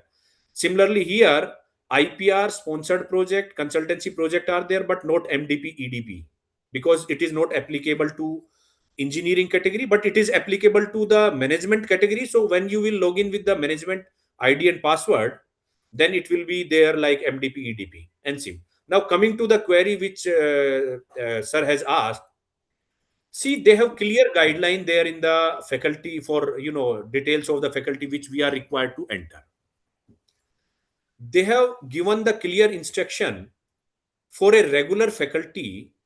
The faculty should be for 2 semesters into your institution. Then only they will consider. Although the definition of 2 semesters they have given, like if any faculty joined before 31st of August, before 31st of August, and left after 30th of April, that will be counted. That will be counted as a 2 semester. Right?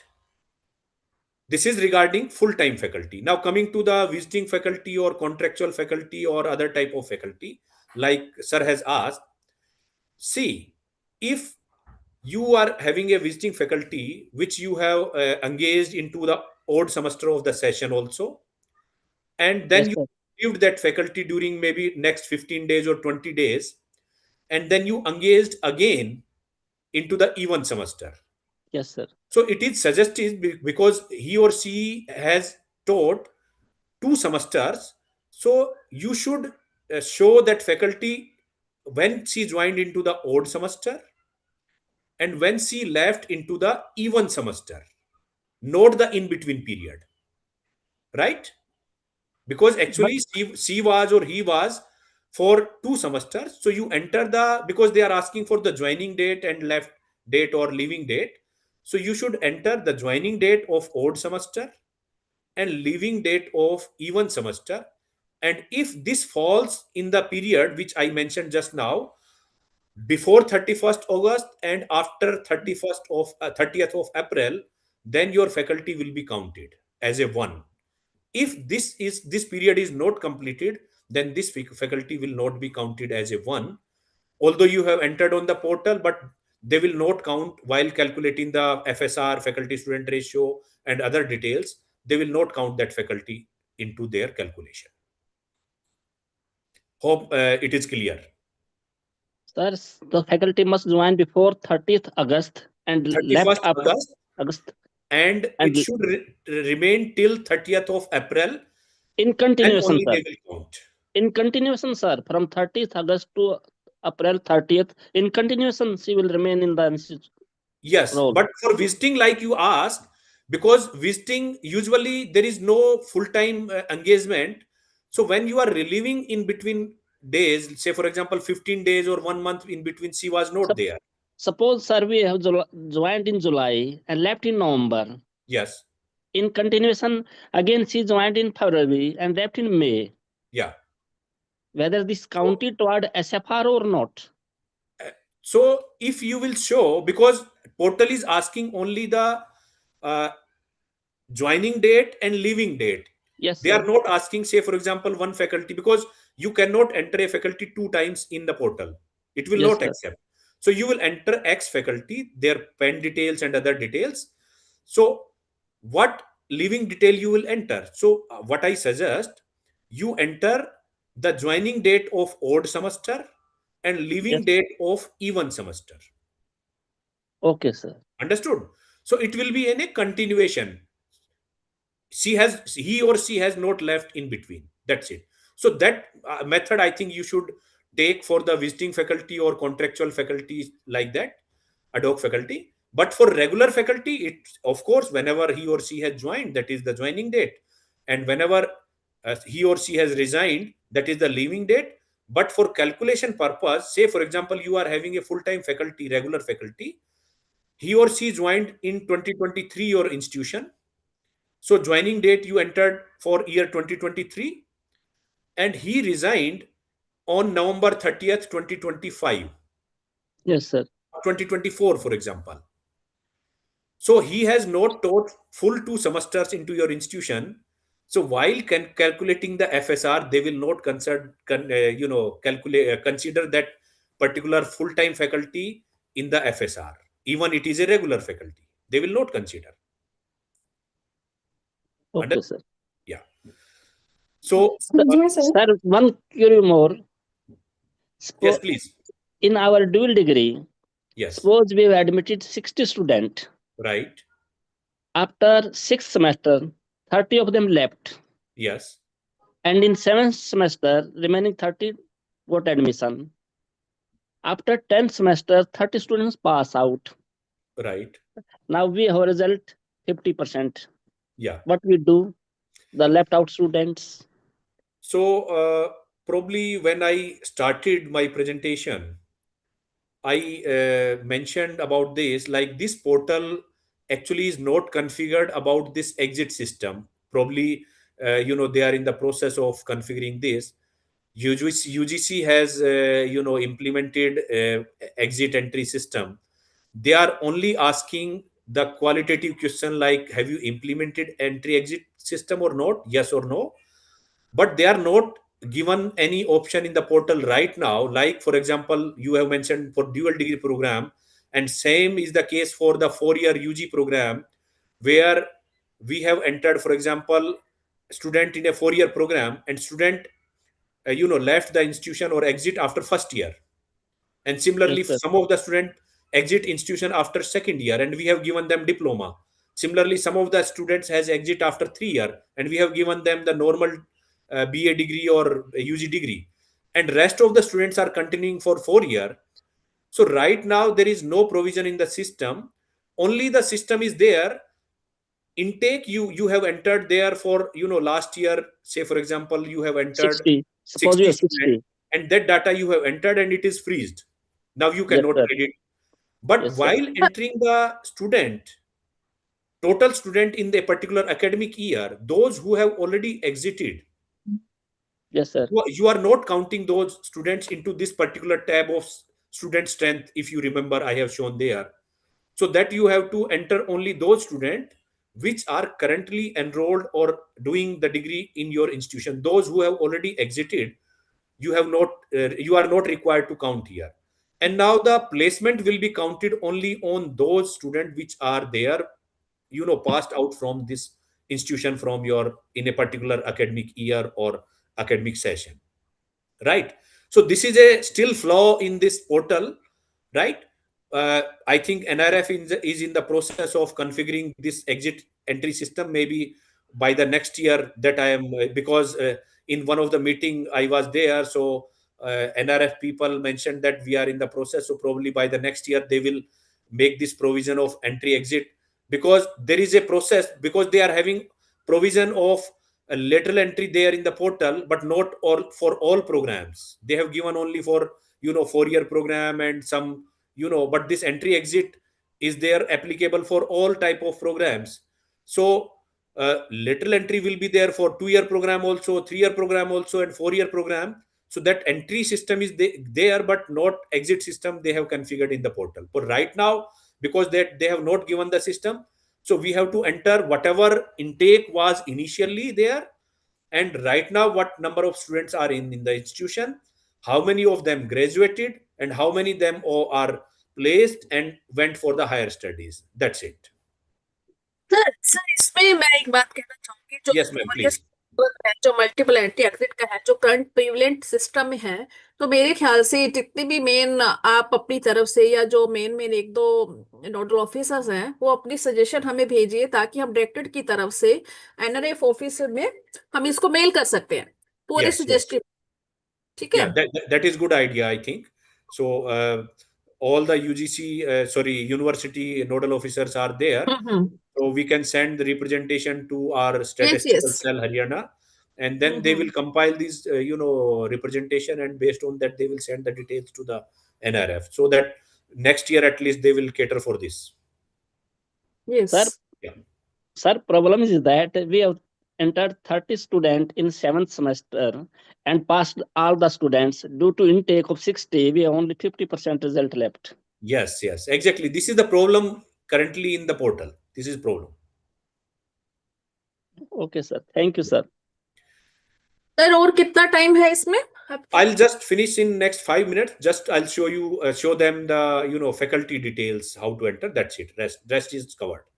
Okay, sir. So there are two tabs. I'm just going to the current faculty details for NRF 2026. So currently, if you see, this portal is blanked. This tab is blanked here because we have not entered any faculty. Even if in the summary you will see total faculty are 0, completed are 0, partially completed are 0. So there are two ways to enter the faculty. One is the way we can enter the details as a fresh by clicking on this add new. So we will click on add new. We will enter each and every faculty one by one. We have to enter the name of faculty here, male, female, transgender, and then academic designation, professor, associate professor, and so and so, and then date of birth. And of course, this will calculate automatically age, and then of course highest degree, PhD or PG, whatever degree, or UG. Faculty which are having UG degree only is not considered into the FSR and other things. They are only considering PhD and PG faculty, so that you have to remember. So whatever is the designation, this highest qualification, you have to select here. Then you have to enter the pen details here. If in any case, as per the government of India rule, if anybody is exempted from the pen, usually there are no people in the academic institution which are usually, but if there is any, so you can select this checkbox exempted pen. Otherwise you have to enter the pen details, and then you have to enter the experience detail here, experience in months as on 31st July 2025, that you have to remember. Similarly, the industry experience, and then currently working with this institution or not, your institution or not. Means if you are saying currently he or she is not working, say if you are saying no, then it will ask the leaving date, like this is leaving date. If you are saying yes, then it will not ask the leaving date, it is asking only the joining date. And then if association is there, then regular, ad hoc, visiting, and other. So these are options. And once you have entered these details, then you have to submit, save this. And one by one, you have to save all the faculty if you are first time participating, right? But if you have participated earlier in the same category, then you can port all those faculty details which were earlier entered in the NRF 2025. And there is option like you can see here, there are 97 faculty entered here for this particular category last year, and details are here. Now these faculties, if all are still working into your institution, you can just checkbox this, all are selected like this, and import this data into year 2026. It will automatically come to that. All the faculty 97 you can port, or partially you can port, like out of these 97 there are 30 faculty which are there, which of course are currently working. So those 30 faculty we can select from checkbox and we can import into the current year. And rest of the faculty which are new, we have to enter new, like I have shown on the earlier screen. Now one thing we have to remember here, the faculty which will be ported from this tab 2025 to 2026, portal will automatically add the duration of 12 months into their experience. You won't be able to, or need not to edit their experience, because last year you entered their experience and other details, age and other things. So automatically it will take from the portal, it will add the experience 12 months, add into that, and automatically that. And rest of the faculty you have to enter manually which are there. In case any faculty has left your institution, not required to port from this portal to other portal, right? And once you submitted all these details here for faculty, this will be turned into the green. And once all these tabs are turned into the green, you will be able to submit the data of, for example, engineering discipline. And if your institution is participating in engineering, management, and XYZ, so you are required to submit the data of all those sub disciplines, or you can say disciplines like engineering, pharmacy, management. And once it is submitted, then only you will be able to submit the details of overall category. You will be able to add the details of faculty in the overall category. So you are required to submit these subcategory wise, submission of the form to NRF at least 1 or 2 days prior to the last date of the NRF submission, because usually you are required to, once you submitted these details there, this will be submitted and then you have to submit the details of overall. So once you submit this, then only you will be able to submit the details of NRF. So you have to take the margin of at least 1 day for overall, because you are required to submit the details of the faculty into the overall category. Sometimes there are hundreds of faculty which are new, or some faculty which are new you require to enter, so that details will be entered there, and this is a tedious task. This because there is no template like you will enter in the Excel and you will upload. It is one by one you have to enter on the portal. So this is all about the DCS portal for university and the other category. Sir, And I have that's it one from my question. side. Now we can take the queries. Yes. Sir, I have one question. Yes, Sir, I am from the customer third. Sir, we have some faculty BTech which are appointed earlier. Now they are associate professor also, but that faculty is not counted. Yes, NRF will not count any UG qualification faculty for their FSR and other things. They will Previously, only count PG and PhD or higher designation, not the UG. sir, they are appointed long ago. At that time, eligibility is BTech. So And now they are associate. Sir, they must, long ago they were appointed, but they must complete their PG in between now the 10 years or 15 years. Suppose they should have not complete complete. their, Suppose they have not completed, and now they are associate professor, even they will though not they are count. not NRF counted. will not count, sir. NRF will not count. Sir, it is a problem. Yeah, it is not a problem. It is a problem with the institution policy and the faculty, because there must be a policy in the institution, like in the next 5 year or 10 year or 2 year, if you are not completing your higher degree, we will not promote or we will stop, so and so. So that policy, I think, should be devised in the institution. I think most of the private institutions are having such policy, so government should also have such policy.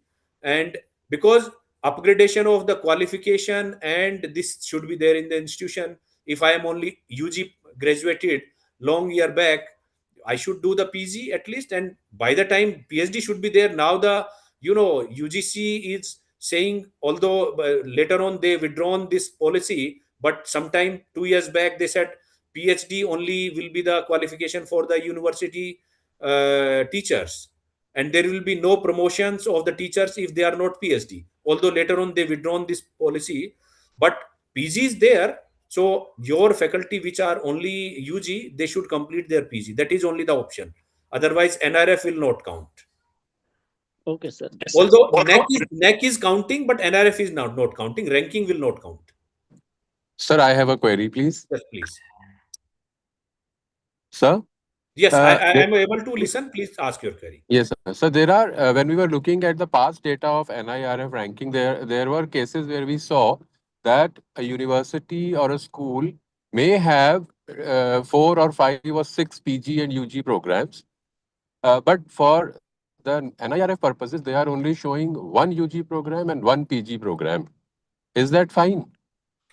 Sir, there is no criteria for this thing. They are saying, like, for example, I started with the same presentation. The participation criteria is, for overall category you should have minimum 1000 student, that's it, right? And you should have at least 3 batches of passed out from UG and PG program, right? For college category and other type of institutional categories, disciplines, uh, number of students is not the criteria. It's only the UG-PG criteria. Your students should pass, 3 batches of the students should pass in UG-PG program. That's it. There is no criteria like you should have 5 PG program or 2 PG program or 3 PG program. That is as per the affiliation or statutory body or regulatory body guidelines or regulations, not as per the NIRF. Right, sir. And if you are participating as a school, yeah, and you have for example 2 master's program and 2 undergraduate programs, Yeah. and the other criteria is fulfilled, it is up to my choice that I can pick only one UG program and one PG program to participate at the school level. They have mentioned this thing. For example, see, when you are participating into engineering program, engineering discipline, for example, right? Then you Yes. have to enter all the UG 4-year engineering graduates there, plus 2-year engineering PG graduates there, Okay. right? All the details. Yes, if you don't want to enter, like you don't want to enter, for example, you are having 5 UG program and you only want to enter 3 PG program, then this will be considered as a data manipulation, because Okay. as an engineering institution you are having 5 program and you entered only 2 program, Okay. right? That means we have to enter all the programs, all the all the students, all the data all as the we are programs, offering. like in Okay, sir. management you have to enter MBA students and BBA students. Right. Got it, And sir. Thank you not very much. BBA, only MBA students. Yes, sir. They are not Yes. asking for MBA. They are only asking 2-year PG in the management category. They are Yes. asking 4-year PG program, UG program in engineering, and 2-year PG program in engineering. Similarly, in pharmacy, they are asking 4-year UG program like B Pharm and 2-year PG program like M Pharm. And similarly for other category. So you have to enter only for those particular type of program. Engineering, you have to enter only engineering students. Not require, like you are running 4-year UG program in your university, which are not related to engineering. Right. So those students, you are not required to enter into the engineering, although you have to Okay. enter into the overall category. Overall. Excuse me, Okay. sir. Yes, ma'am, please. Myself, Dr. Pinky from GMN College in Balakand, sir. Yes, ma'am, please. Sir, we had applied for overall category this year. Yes, ma'am. Earlier, we applied for college category. Yes. Sir, some data is common there, like faculty details. Yes. Sir, क्या automatically overall category में this data will be transferred from CC, or we have to enter separately in the overall category, the data? Ma'am, for college category, you have to enter separately, and overall category, you have to enter separately, because it's only in the overall category where university is participating, and there are streams, disciplines are there, like for example engineering or pharmacy. So if you have entered data into engineering, pharmacy, so and so, then it will come automatically to the overall category. But for college category and in this university category or overall category, these are standalone categories. So you have to enter separately data for this engineering category, and this will come into that. But last year, if you have entered data into the engineering category, so now what is your strength of the college, by the way? 1500, sir. 1500, yes. So it is applicable for your college, because it is 1000 students is the condition. So you are more than 1000, so you are applicable for overall also. So then you have to enter the details separately for first you have to enter the details into the college category, and then you have to enter the details into the overall category. Okay. Thank you, sir. Thank you.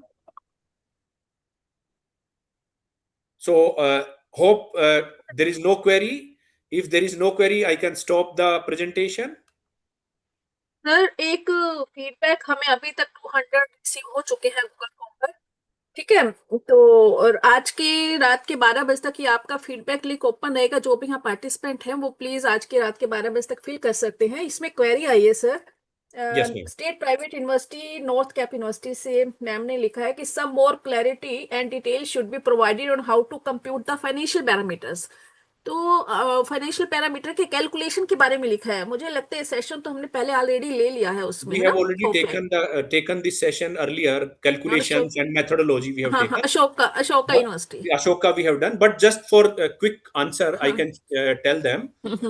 There are, when we are calculating financial things, so there may be the query regarding the capital expenditure, and because she has not mentioned, the teacher has not mentioned capital expenditure and operational expenditure. So this is a relative matrix.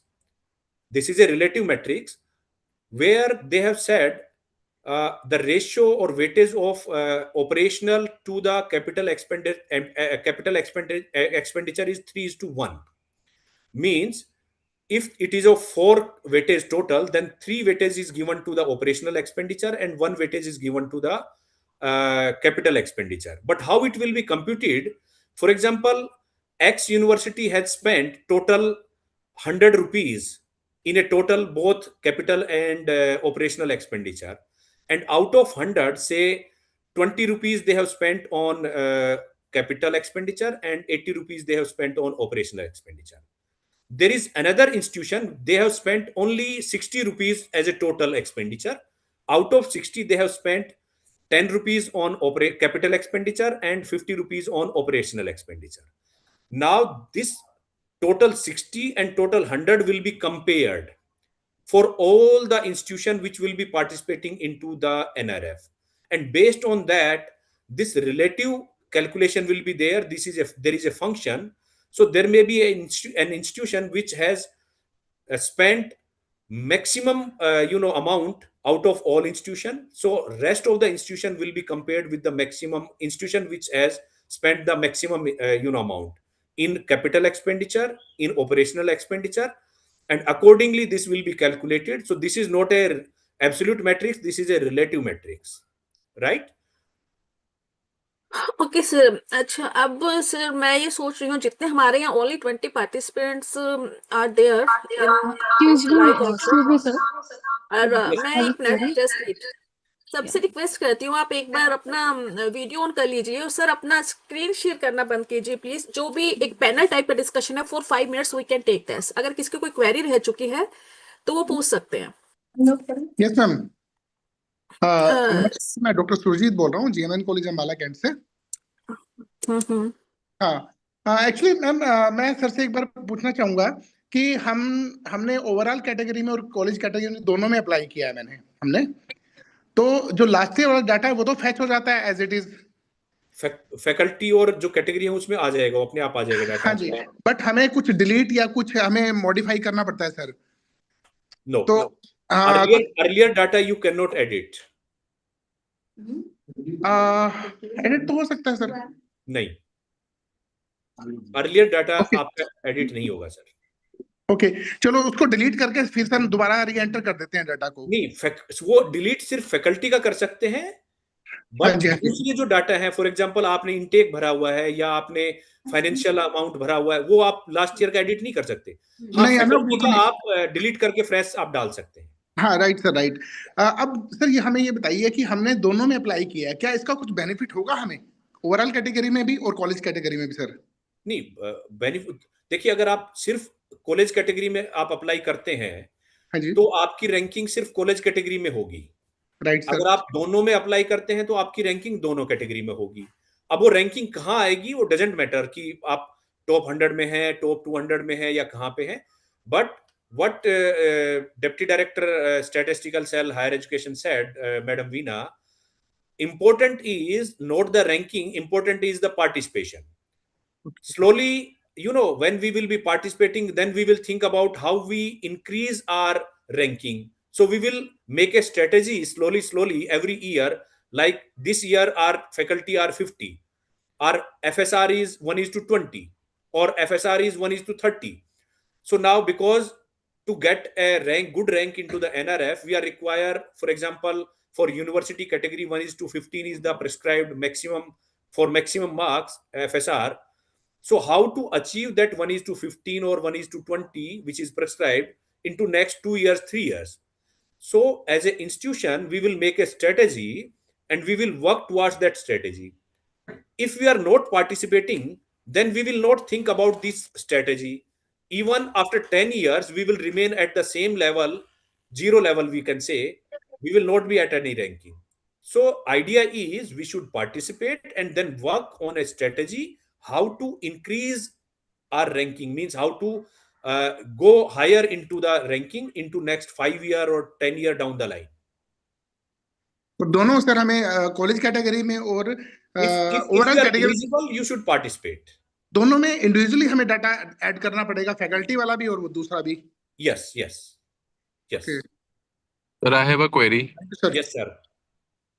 Sir, actually, I'm traveling, therefore my voice must be breaking. The question is, if in the previous year, let's say last cycle, by mistake or by some error or oversight, मेरा faculty का experience थोड़ा गलत हो गया, 2-4 साल है, तो उसको इस साल I am able to correct or I have to delete and put again? Sir वो अगर आप उसको पोर्ट करेंगे डाटा को, पिछले साल के डाटा को उस पर्टिकुलर फैकल्टी का अगर आप पोर्ट करेंगे तो ऑटोमेटिक लेगा और वो एडिट नहीं होगा। तो आप क्या करें, पोर्ट चाहे कर लें, फिर आप उसको डिलीट कर दें उस फैकल्टी को और उसकी एंट्री आप फ्रेश एंट्री करें, तो आप Last year नई भी? एंट्री ले पाएंगे। लेकिन For ये last year सिर्फ also? नहीं, पिछले साल का कुछ नहीं कर सकते सर अच्छा, आप सिर्फ करंट ईयर में। लेकिन वो क्या है कि आपने लास्ट ईयर उसमें गलती कर दी थी, तो फॉर एग्जांपल आपने इस साल उसको करेक्ट कर दिया और at any level if NRF is asking, because आपने एडिट किया है, वो पूछ सकते हैं आपसे कि भैया पिछली बार तो आपने इसको लिखा था कि ये इसका 5 साल एक्सपीरियंस है, आप इस बार कह रहे हैं कि इसका 15 साल एक्सपीरियंस है, then you have to the support document for that faculty, that particular faculty, that's it. Sure, thank you sir, क्योंकि इसमें ये है कि फिर आगे के लिए मेरा ठीक हो जाएगा। Yes, yes, yes. But this sir पिछले editing साल is का not applicable for other entries. It is applicable only for the faculty entry. Faculty, yes sir, आपने कल पिछले साल अगर फाइनेंस का डाटा कुछ गलत भर दिया था तो वो आप एडिट नहीं कर सकते, बट उसके लिए एक प्रोसेस है।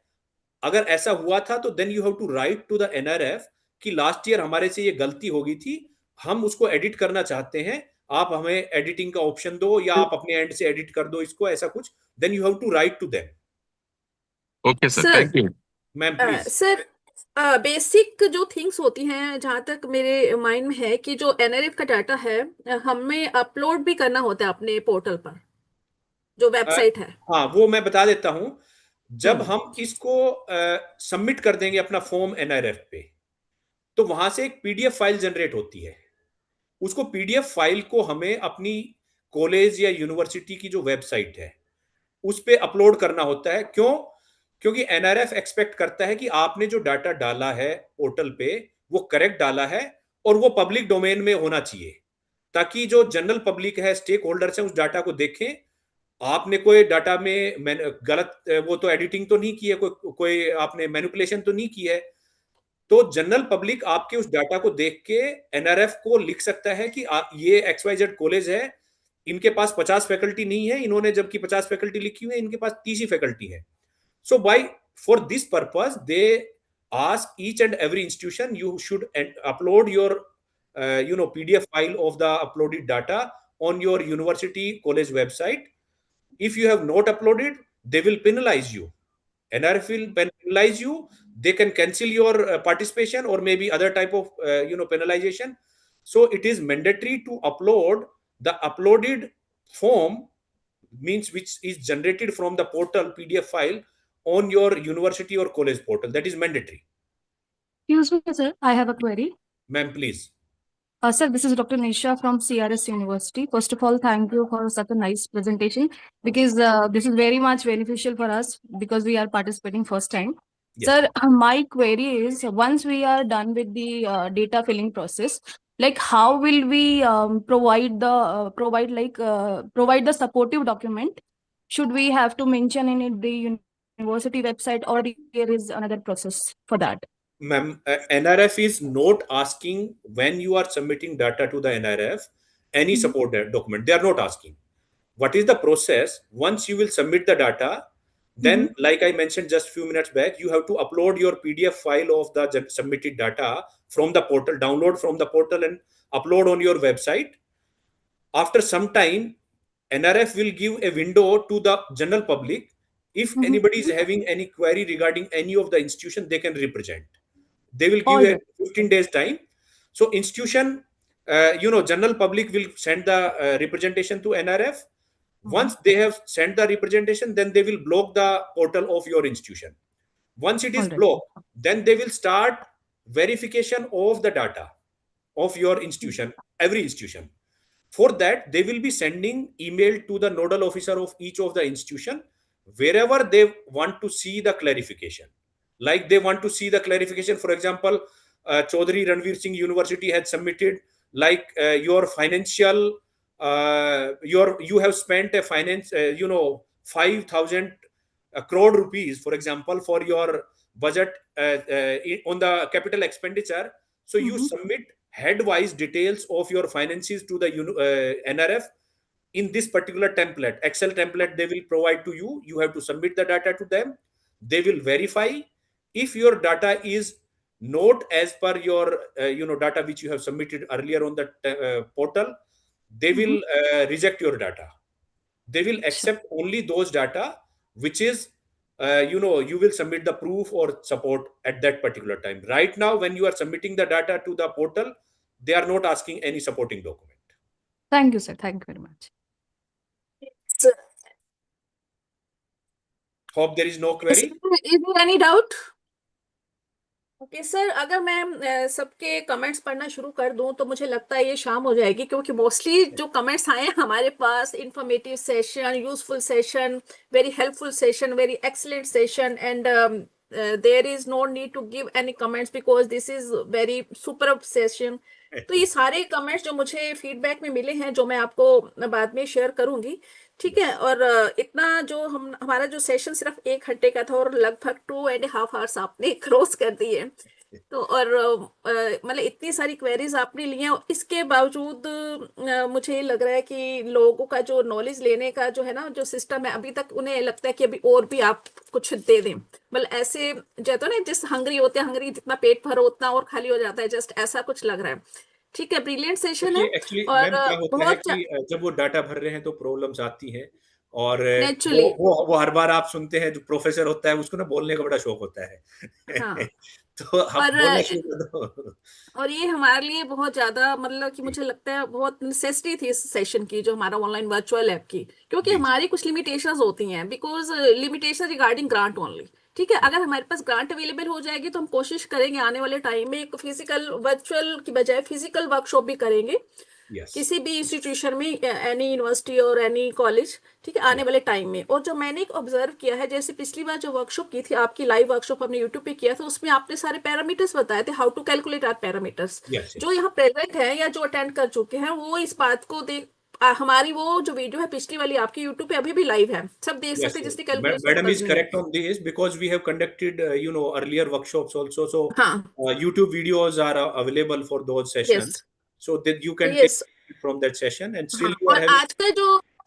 और आज का जो सेशन है, इसमें how to fill the DCS, मुझे लगता है इससे रिलेटेड सबकी क्वेरीज दूर हो चुकी है। और जहां तक मैंने थोड़ा सा ऑब्जर्व किया है, मेरे माइंड में एक और आइडिया आ रहा है कि आने वाले टाइम में हम एक ऐसी वर्कशॉप करेंगे, हाउ टू डॉक्यूमेंटेशन से रिलेटेड अलग से एक स्कैनर की वर्कशॉप करेंगे, जो मैंने वो ऑब्जर्व वो किया वो है वो काफी हम ऐसा लोगों कर को। सकते हैं कि जब हाँ, हम डाटा प्रिपेयर कर रहे हैं, मतलब उसका आइडिया ये हो सकता है कि क्योंकि आपने डाटा भर दिया और आपने हम्म, उनके सपोर्टिंग डॉक्यूमेंट तैयार नहीं किए, क्योंकि जब एनआरएफ हम्म, से क्वेरी आती है, they are usually hmm, giving maximum 3 days time to answer that query. 3 days time maximum आपको आंसर यस, करना है, आपको प्रूफ भेजने हैं। So better to hmm, keep ready all the supporting documents when you are submitting the data to NRF portal, so that whenever they will ask the query, you immediately will provide the supporting document. So हाँ। what तो मुझे ये supporting लग रहा है documents we should keep ready, that I think we can make another session later on separate sometime. Session, Yeah. Yes yes, what I have observed, हमें एक और सेपरेट सेशन ऑर्गेनाइज करना पड़ेगा, क्योंकि जहां तक मैंने ऑब्जर्व किया, कुछ कॉलेजेस ऐसे हैं जो डाटा फिल कर भी देते हैं और हो सकते हैं उसके बाद फॉलो अप ना करते हो, क्योंकि उन Yes. इसके बारे में अवेयर ही नहीं है कि उसके बाद दोबारा से कोई मेल आ सकती है, उन्हें मेल को फॉलो करना या नहीं करना, उनसे क्योंकि मेल सबके आता है, और समटाइम वो जो मेल आता है कई बार वो स्पैम में इग्नोर चला भी कर जाता है। देते हैं। वो नहीं, वो यस स्पैम यस, में चला इग्नोरेंस। जाता है, तो वो भी उनको ध्यान देना पड़ेगा। वो नोडल ऑफिसर की मेल पे और हेड ऑफ इंस्टीट्यूशन की ईमेल पे आता है, वो तो मुझे ये यूजुअली वो लगता है नोडल कि ऑफिसर के पास आता है। after closing the last date of NRF, we must have to organize a separate session कर on लेंगे, this कोई also। दिक्कत नहीं, नो ठीक इशू है मैम। सर, आपका हम टाइम ले लेंगे उसके बाद। और मैं अब सबसे रिक्वेस्ट करूंगी, एक बार फिर से अपना वीडियो ऑन कर लीजिए। There are only 20 participant, we have a group photo once again for all यूएनओस, और जो भी यहाँ कॉलेजेस के भी प्रेजेंट है, प्लीज 1 मिनट रुकिए, मुझे गैलरी मैम में जाना कैमरा पड़ेगा। परमिशन दे दीजिएगा प्लीज। क्या कह रहे हैं? मैम कैमरा परमिशन दे दीजिएगा उसमें। कैमरा ओपन है सबका? सभी का नहीं ओपन है? नहीं हो पा रहा, नहीं हो पा रहा। किनका ओपन नहीं है? It is doctor Avinash here. Okay, हाँ, आपका मैंने ऑफ किया था, थोड़ा उसमें प्रॉब्लम थी आपके My कैमरे में, camera मैंने is देखा था। also not opening. और किसका है? मैंने तो जस्ट 1-2 का क्लोज किया था, वो भी किसी रीजन से किया था मैंने। ठीक है, बाकी जिसको ओपन है आप कर लीजिए। और सबके साथ प्रॉब्लम नहीं होनी चाहिए जहां तक मुझे लग रहा है। सभी का ही होना है। एक तो ठीक है, मैम थैंक यू। क्वेरी और था मेरा एक, कि जैसे गेस्ट फैकल्टीज वगैरह रहता है मान लीजिए किसी भी रीजन से, तो उसको जब ये एंटर करते हैं तो मान लीजिए मल्टीपल इंस्टीट्यूशंस उस गेस्ट फैकल्टी को एंटर कर सकते हैं उसमें, तो उस केस में इसका कोई बाद में जस्टिफिकेशन तो नहीं रहेगा कि उसका, क्योंकि पैन कार्ड तो यूनिक रहेगा। That is one of my query. ऐसा है, मल्टीपल इंस्टीट्यूशन अगर उसको एंटर करेंगे तो ना तो एक्स को फायदा होगा ना वाई को फायदा होगा, because I mention there they will consider only those faculty who joined before 31st of August and remain till 30th of April. तो वो फायदा ही नहीं होगा उसका कुछ भी। Okay okay okay, sure, thank you. ठीक है, thank you sir, thanks to all participants on जी this ma'am, platform. thank you very much to all the participants to join this session, and of course DGHE has organized this last session. में हम अपने मध्य director का एक बार फिर से धन्यवाद करना चाहेंगे जिन्होंने हमें प्लेटफॉर्म प्रोवाइड किया है आपस में इंटरेक्शन करने के लिए और अपनी क्वालिटी ऑफ एजुकेशन को इंक्रीज करने के लिए। Thanks to all. Now you may leave the meeting please. Thank you, ma'am. Thank you very much. Thank you, sir. Okay. Thank you very much, ma'am. Thank you very much. Thanks.